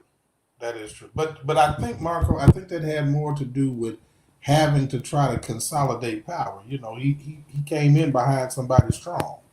And some of that was learned behavior. Some of that was that's one of the things I like about Bishop Martin is because again, you need somebody who's personable, that people like and that people want to work with. Again, that's why you see so many jurisdictions dying. Um, is because people aren't personable. They don't want to work with you. You lie too much. And then you can't have it. You can't have a leader who's scared to promote people. You can't have a leader who's scared to make somebody a superintendent or administrative assistant because the people like them. If you do that, you know, you protecting yourself, but you stunning the growth of the jurisdiction, which inevitably means you're stunning the growth of the church. That's a whole that again. That's one of the things I like about Bishop Sheard. He does not waste time, but he does often put the wrong people in place. It just he just does too much. He be doing too much. You know, I know he paying people back, but Bishop, come on now, you're not helping these people grow, I and they would not growing the church. Go ahead, Gil. I would like to say, we have a lot of people in here, and I'm looking at the likes of this show tonight. I need those of you that will, if you would please hit the like button. We need your likes. Uh, Also, if you want to support Bishop Jordan, we need your support. We need you to help this channel. You can give by way of Cash App or by Zelle. You have your choice of what you would like to give. Now, we're not like other channels where we demand for you to give before we say anything. We just ask, give a little something. Even if you give something, it will help somebody because we help people all the time. As I told earlier in the show, someone had hit hard times, and I mean really hit hard times. And because of your contribution to this channel, the Heat Show was able to help this person come off the streets. Am I right, Bishop? Not just off the streets, was living in the woods. Y'all think we're playing? I no, y'all laughing, but she telling y'all the truth. I'm dead serious. Was literally this is a former this is an elder was an elder in the church, and really man really hit it, and reached out to Gail. Gail reached out to me. This is what we do. The real ministry, real man. See, we talk a lot about people with money on this show and what they do and don't do, and people so yeah they give to a lot of people who ain't never given to nobody else. They ain't never doing it. They buying all the Maybachs and Bentleys that they can get, and they raising all the money to build all the Mahal churches that they can get. And then here you have an elder in this church, grew up in the church, and was living outside on the streets.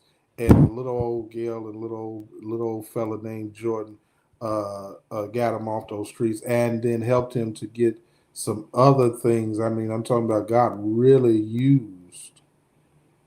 I'm talking about really used, and I'm talking about in a serious way. From nothing I'm talking to about in a serious something. way. I'm talking about in a serious way. Um, Put him up in a hotel last week, and then Gail called me. We put our heads together and was able to help the man get over $28,000. And he's in a hotel this week, and Gail is helping him to find a place next week. We really do work. We really do the work of the kingdom. We really have the Gail really has a heart for people, especially in those kind of because she always getting me involved in some stuff, you know. But she really got that kind of heart. She really has a heart for people, and she hates to see people suffering. But we really do the work. So y'all give if you want to give, but if you don't give, we're gonna keep on doing work. I promise you, we're gonna keep on doing the work of being a blessing and help people. You can sow a lot of places, and some of y'all give to a lot of nonsense. And a lot of nonsense, and I ain't gonna say what I'm saying. I'm gonna say what I'm saying. And some people give to a lot of nonsense, but this really goes somewhere that blesses people. We take from our own to be a blessing to others, because why? Because the Bible says He gives seed to the sower. And because we're willing to sow, he keeps giving us seed. Now listen, I don't know if that seed gonna run out one day, but I thank God that we have it to give, and we always try to figure out a way to do it. But we're able to really help him. He needed some guidance and some legal advice and some other assistance, and we were able to help him and really put him in a position where his life is absolutely changing all over the place. We've got another company that's getting ready to sponsor that's going to help him get a car and some other. Y'all just don't be knowing. We be working behind the scenes. We ain't just talking. We really be doing what we got to do. And so if you have that, then so that if you want to go to Las Vegas, you want to go check out the legends of gospel. Now, the presiding bishop promoted it, so don't get mad at me for talking about it. If you want to go see it, and you want to take care, you want to cut your costs down by $500 or $600, $700, $800, then you want to get the Las Vegas package. It's 4 days, 3 nights. You can go in there on Wednesday, see the show on Thursday and Friday, and fly out on Saturday if you want to, or you can go in on Thursday and fly out on Sunday. You can go in on Friday and fly out on Monday, whichever one you want to do, whatever tickets it is that you buy. But if you want to do that, the hotel accommodations, we have them fully for including taxes and fees and everything through our sponsor for $249. If you don't, now we don't have the QR code up now. We'll have it up Sunday for those who want to pay with their credit card or need a payment plan or something like that. But if you don't need a payment plan and you just want to do it tonight and you want to spend the $249, you can send that over to $ Heat Show. Make sure in the memo you put your name, your email, your telephone number so you can be contacted, and put Vegas in large letters in all capital. Put Vegas in there so we know that that's what that's for, and all of that, and that money will go over towards that to get you taken care of. All right. So if you want to do that, make sure you go do that. If you want us to send you the QR code so you can do that later on, send us an email and say, hey, I want to go to Vegas. I want to go hear them sing, and we will send that over to you. And we'll send you the QR code. All you got to do is click the QR code, and you can set up for payment plan, credit card.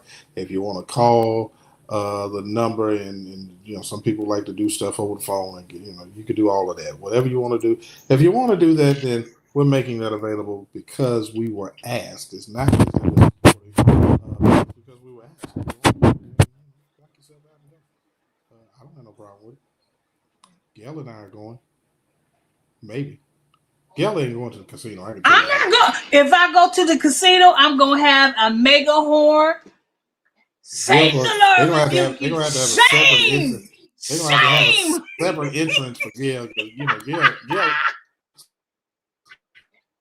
Gail ain't shame. Christ save. She ain't Christ save.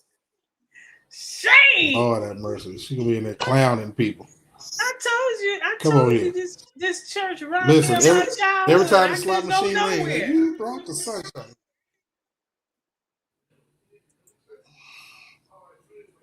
Lord have mercy. But watch me go play. Look, Elijah, what happens in Vegas stays in Vegas. Don't be asking.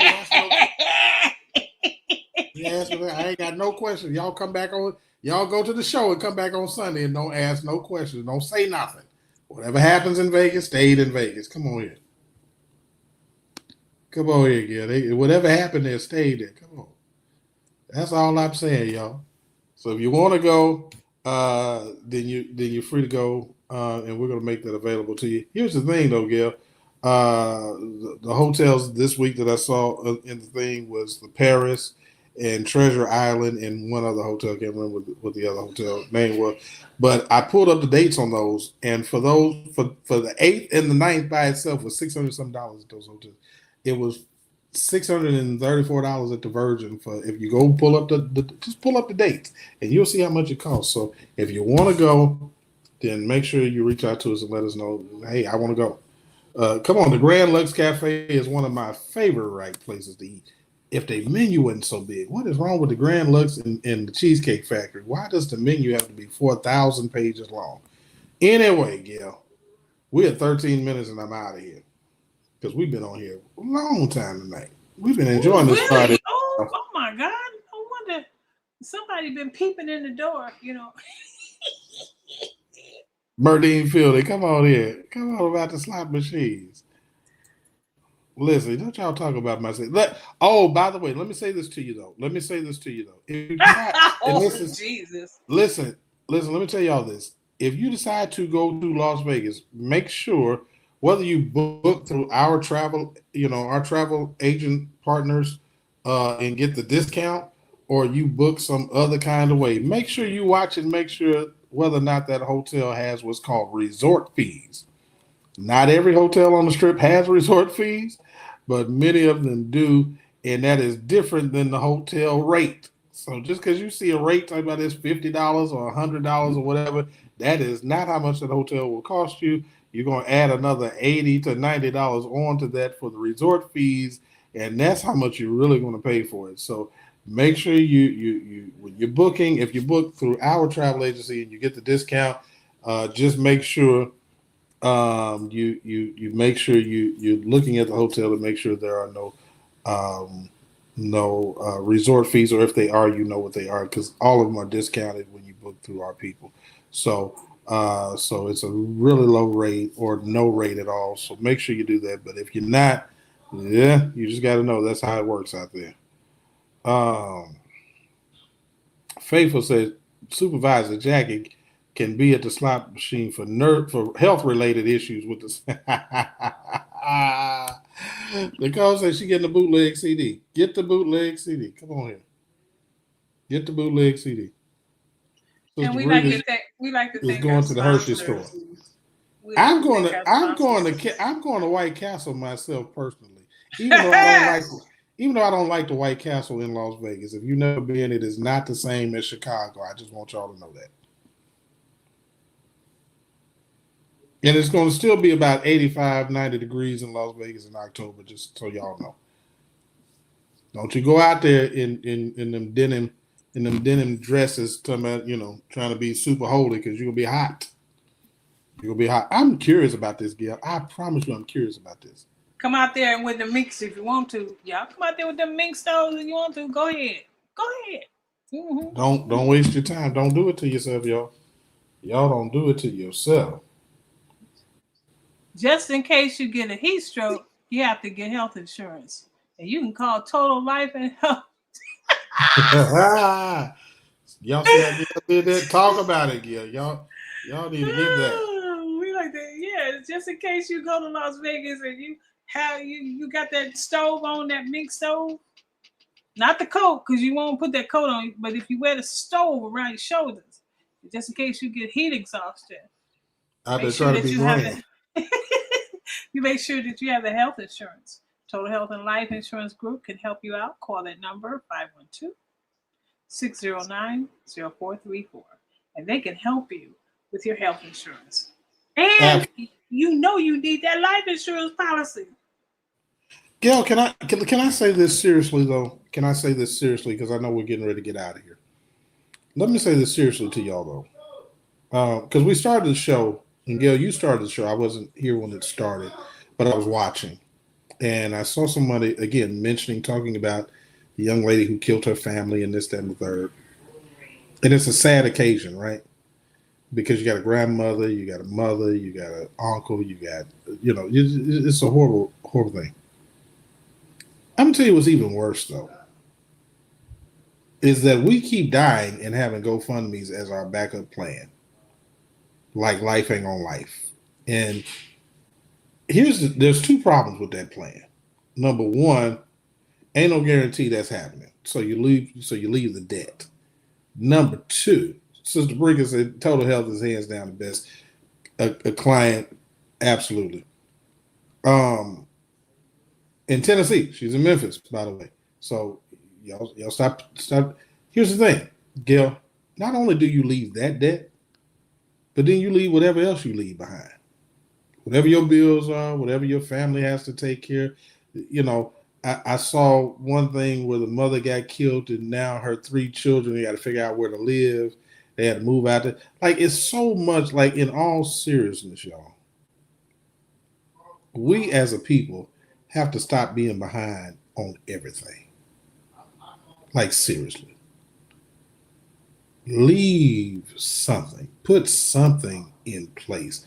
And Gail, here's the other thing. It's a lot of children and teenagers and 20-year-olds dying these days. There's no such thing as when is the time to be covered. It bothers me to see. I just lost someone very very close to me. He was like a little brother to me. Just turned maybe 40, 39, 40. Um, Kidney failure, passed. You got to raise money. That's not. Come on, y'all. Seriously, I bring things to this platform. I bring sponsorships. Thank you, Sister Kali. I bring sponsorships to this platform to, to make things available to us that are generally not. We don't even know how to find. I'm not saying everybody don't know how, but everybody doesn't. And if you are in that category and you don't know where to find it, make the call. Even if they're not in your state, KF, you'll get a recommendation for somebody in your state. It ain't all about them making all the money. It's about you getting covered. That's why we do this. Everything we bring to this platform is about helping our people, helping the people who watch us, and helping the people that y'all are family members with, and helping the people that. I mean, you got to do better. Marvin Winans needs $2 million by December. God bless him. God bless him. God bless him. After 25 years, again, not giving a dime. So you can't still need $2 million 25 years later.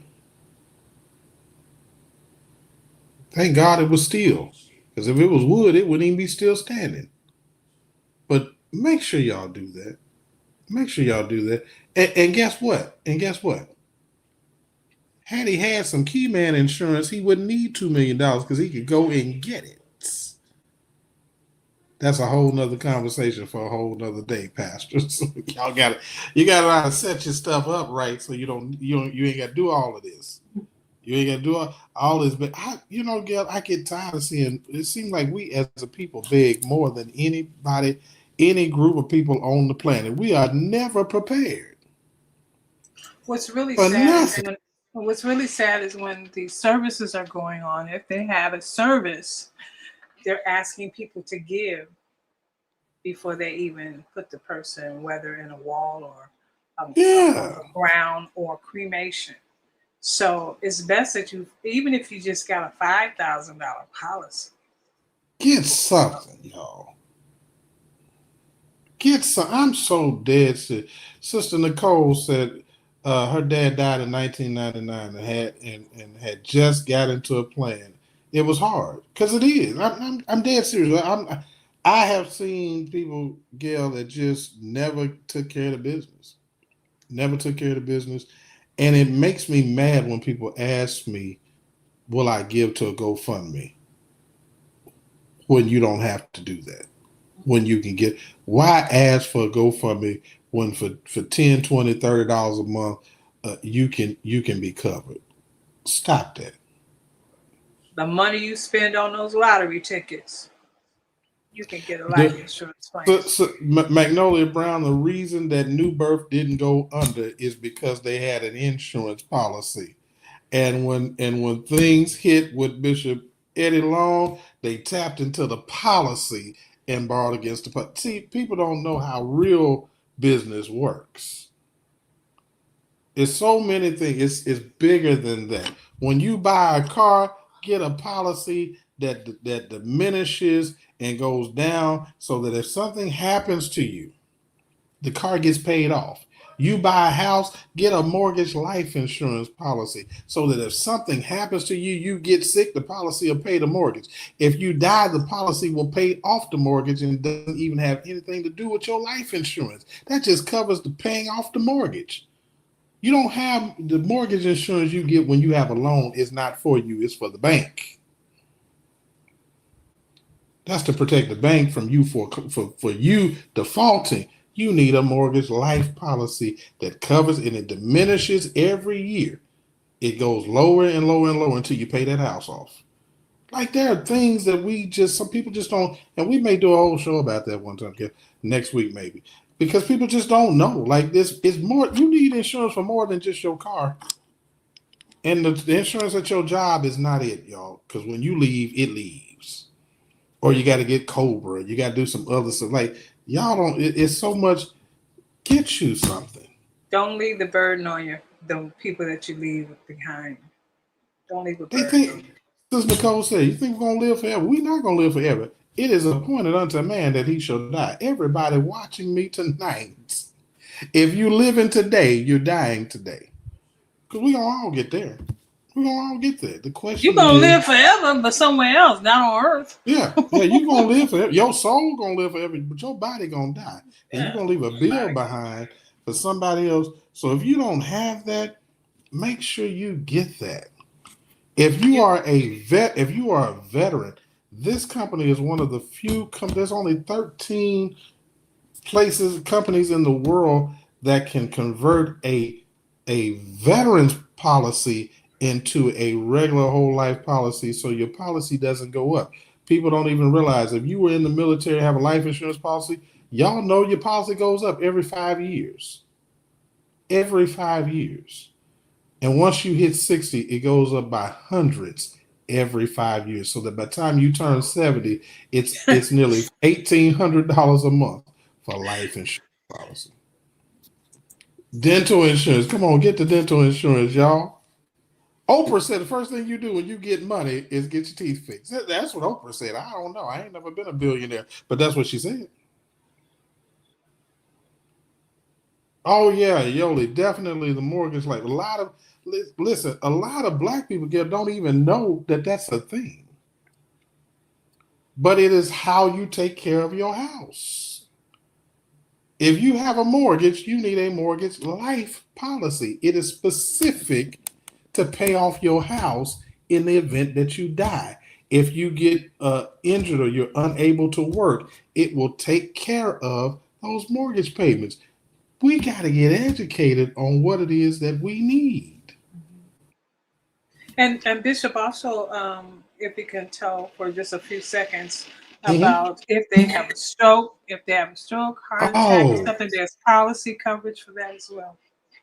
and here's the crazy part, Gail. You are 10 times more likely to have a heart attack, a stroke, get diagnosed with kidney failure or some other terminal situation or some other habitual situation than you are to even die. Get you a policy. You know, Gail, do you know why people who are not our hue survive cancer and survive those other things? Because when they get diagnosed with kidney failure. They don't do like we do. We go to praying, and then we go to the Medicaid office. Do you know what they do? No, I'm dead serious, and I'm not even talking about nobody. Do you know what they do? They call their insurance agent and say, "I just got diagnosed," and 48 hours later, they have a check for 75, 100, 200, $300,000. That's why they can go and get the treatments that we can't get. They live with stuff we die from because they covered. They do what we don't do. It's called a critical illness. And so many things are covered under critical illness. Disability is a whole different thing. But you definitely need critical illness because if you're black, the likelihood you can get diagnosed with a critical situation, diabetes, kidney failure, heart attack, stroke, you're going to want to be covered because they're going to pay when that happens. That's why they pull the plug on us, Gil, because we can't afford to stay in the hospital. Mm-hmm. They do. So y'all just test me, and that ain't even a client, but that's what they do. They will cut that check is coming. Don't buy gap insurance from your car lot. Don't do that. Don't buy the extended warranty either. Don't buy the extended warranties, y'all. That's how they make their money. They make more money off of that stuff off the back than selling you the car. Yeah, they make money off the back. They do that. So don't do that. You want gap insurance, call your insurance agent, call your PNC agent and say, hey, I just bought a car. I need some gap insurance. It's going to be way cheaper. You need critical illness, you need life insurance, and you need some health insurance, y'all. Would y'all please, if you need it, make the phone call. Make the phone call. It ain't going to cost you an arm and leg. It's not. Gail don't pay nothing. She's got great insurance. I do pay something. I mean, have she a pay a little premium. bit. She pay a little bit. She pay a little bit. Life insurance I do. Health insurance I don't. No, I'm talking about your health insurance. I wasn't talking about My your health life insurance. Oh, my Yeah, health she paid. insurance. Yeah, she paid for. Yeah, she paid a little premium on, but she got good. She got good life insurance too. But she paid. She don't pay nothing for her health insurance. God bless her. Thank God. Listen, y'all. I'm trying to tell you. Call the people. Heart. Look at that. Favors of hypertension. Come on. Congestive heart failure, diabetes, strokes, heart attacks. They the number one killers for black folk. They are the number one killers for black. You need to be covered because something is gonna happen. You're gonna get a call. Trust me. We all do. We all do. You got high blood pressure, you gonna get that call. Sister Yola says she bought gap insurance from my bank. Yeah, don't buy it from the bank. Call your insurance agent and tell them I bought a car and I need some gap insurance. And they can reduce that. You're gonna probably get a much better rate. That's how you do that. People say it's better to have and not need than to need and not have. That's the way other people who are not black think about it. They don't get insurance because they need it. They get insurance in case they need it. But when it comes to health, when it comes to life, both of those you will need it, y'all. Critical, you may or may not need it. Maybe you never have it. There's some people living at 90 ain't never had no heart issues whatsoever. But all you needed is one time to realize you should have had it. So would y'all do that? Would y'all do that even if you don't call them? Call somebody. But call them first. When you're young, it is Faithful is absolutely right. It's the best time to get it. It's the best time to get a whole life policy is when you're young. Because it's expensive when you get older. After 50, it's expensive. There are many companies. Now listen, let me tell you this. So I am not a fan of extended warranties at all. I understand the car business. I am not a fan at all. I'm just telling you. Gail will tell you, she done caused some hard conversations from me for having an extended warranty, especially because she owns her vehicle. She ain't got no payment. She bought it right out. I believe it. First of all, I believe in good stewardship. So I don't believe in financing cars. I haven't financed a car in nearly 30 years, to tell you the truth. I think I financed one and I paid it off like less than 6 months. I don't even like that kind of stuff because I don't believe that's what we ought to do. We're supposed to be lenders and not borrowers, which means we have to be owners, right? But if you're not, I always say to people, open up an account for your car. You would do better than paying $50 or $100 a month for an extended warranty to put that money in a savings account in case something happened to your car. And that way you can access it. Okay? Because you got to remember, an extended warranty company is just like an insurance company. They're trying to figure out how not to pay the claim that you make. So put that money in the bank. Put it in a savings that's just for that. We get caught up only having one bank account. I got like 7. Get a bank account just for that reason, a savings account just for that reason. And every month, put money in there like you're paying that payment. At the end of the year, you're going to have anywhere from $600 to $1,000 or $1,200 in that account. So if something goes wrong with your car, you can pay for it. And you leave it there. And you let it grow. The interest will just grow. And that's how you control that. It's not, everything isn't, don't waste your money on that stuff. They get extended, warranties and all that kind of craziness. No. Listen, not only that, you're going to need a long-term care policy. That's why they can stay in really wonderful assisted living and senior living because somebody paid for it already. I'm just telling y'all, don't wait until you get to a certain age to start putting stuff in place. Faithful is right. They do that up front. They get the long. It's called a LTC, a long term care plan. They get that up front. And if you organize it right, it'll pay you, and you'll never have a bill. But you got to learn how to do these things, y'all. We got to get better. That's just the life insurance, the health insurance, critical, that stuff. That's the basics. Then you start talking about how to create estate planning and wills and trust and all that. These are all things that we need. And I'm bringing in sponsors that can cover those things, because not because you need to go to them, but at least you need to talk to somebody who can tell you what you need, so you can go to somebody else if you want to. You don't have to deal with it. But these are things y'all need to know. Okay? Y'all need to know those things. And I think I created this platform to share that with you as well. The worst thing, Gail, ain't nothing worse than dying and thinking you thought you told somebody what you wanted to happen. And then you be mad when they don't do what you want. Well, you dead. Ain't nothing you can do. You don't Man, get you a good index universal. There are ways, y'all, there are strategies that you can utilize where you can retire and never have to worry about a check, I promise you. But there's strategies so you start with the basics, that's coverage. Then you get into other strategies and things of that nature.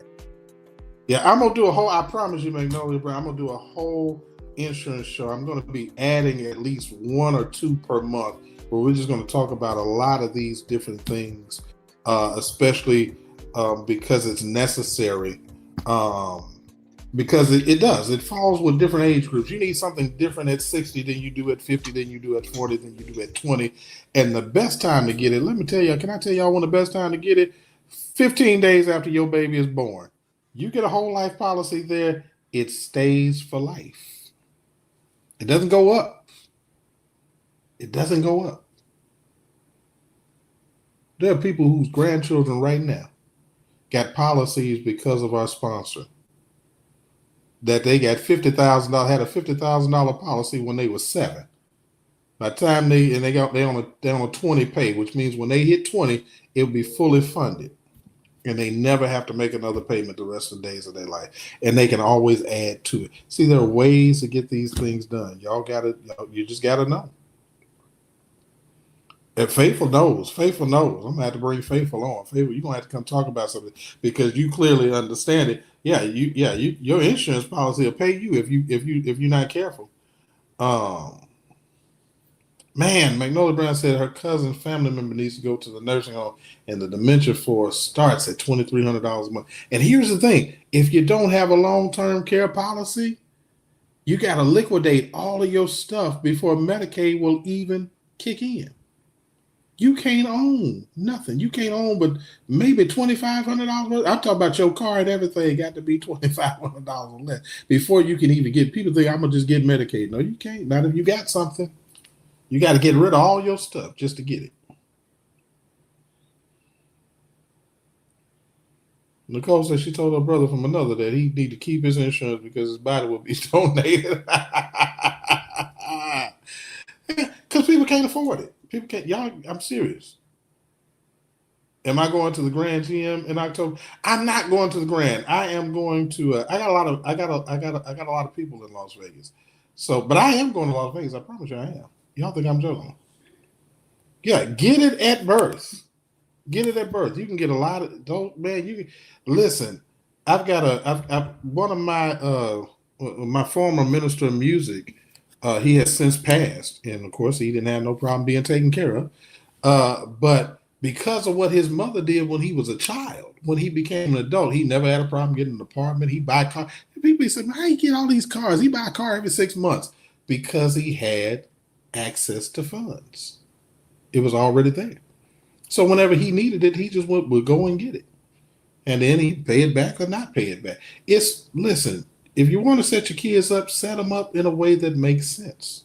You want to set your grandchildren up, set them up in a way that makes sense. When they get grown, they'll have access to some money. Don't wait till they get 40 trying to get something. No. The day they born, get something. So Nicole said she had a family member that had a baby born stillbirth, and you can't do nothing about that. That was $5,000 just to bury a baby. Just take care of a baby. It's expensive. So would y'all please consider, if you don't do nothing else I tell you to do tonight, consider that. And if you need some coverage, if give them a call and see if they can help you or direct you. Even if you get coverage from your job, they may be able to advise you on what's a better plan at your job. This is not all about making the money. It's about taking care of our people when y'all call them. So make sure you call them. We're gonna have a whole show about this, Gail. We're gonna talk about this on another day. We gotta go. We've been at 4 hours. We've been at 4 hours. You done did another preacher's time zone right now. So It's way too much. Way too much. So something you don't like Way to do. too much. Man, come on here. But we've had a great show. We've given out a lot of information. I think we're gonna definitely talk about those trust and Yeah. wheels and stuff like that. We're gonna definitely talk about that because you need to have that in place. Definitely. Those of you that went to the Shouting Gail page of Talking with Gail, or either the Shouting Gail show, because there's 2 pages that I have. If you haven't found my name, GAIL or GALE, that is me. That's not a fake page. And we thank you so much for going to the YouTube pages. And it is my intent and to have more shows. Watch the replay, baby. We'll be back Sunday. And we thank you so much. Let the Lord say the same. And if it be His will, we will be back next time on the same channel, the Heat Show channel on YouTube. And again, those of you that are needing insurance, health insurance or life insurance, or if you just have questions about insurance, you can always call that number or send a text message to that number as well. That's 512-609-0434. If you would like to email Bishop Jordan, he is not looking for a wife, but if you want to,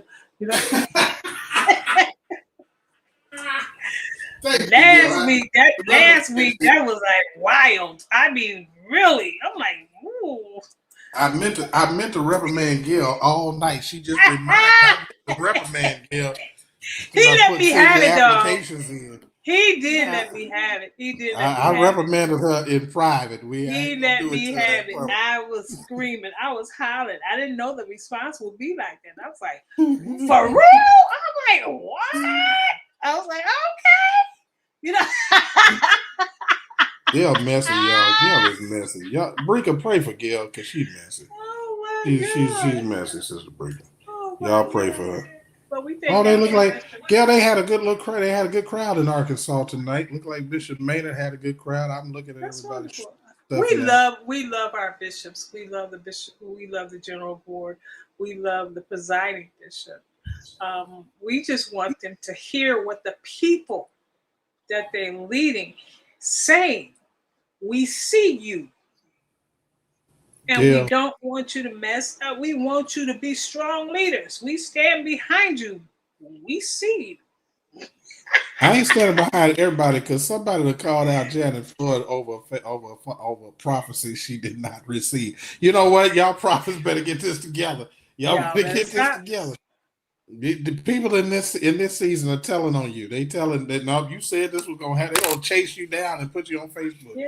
Y'all got to stop. Lord have mercy. Joy 105, I don't know how they be getting all this information. There was this one prophet. He used to tell people to write it down.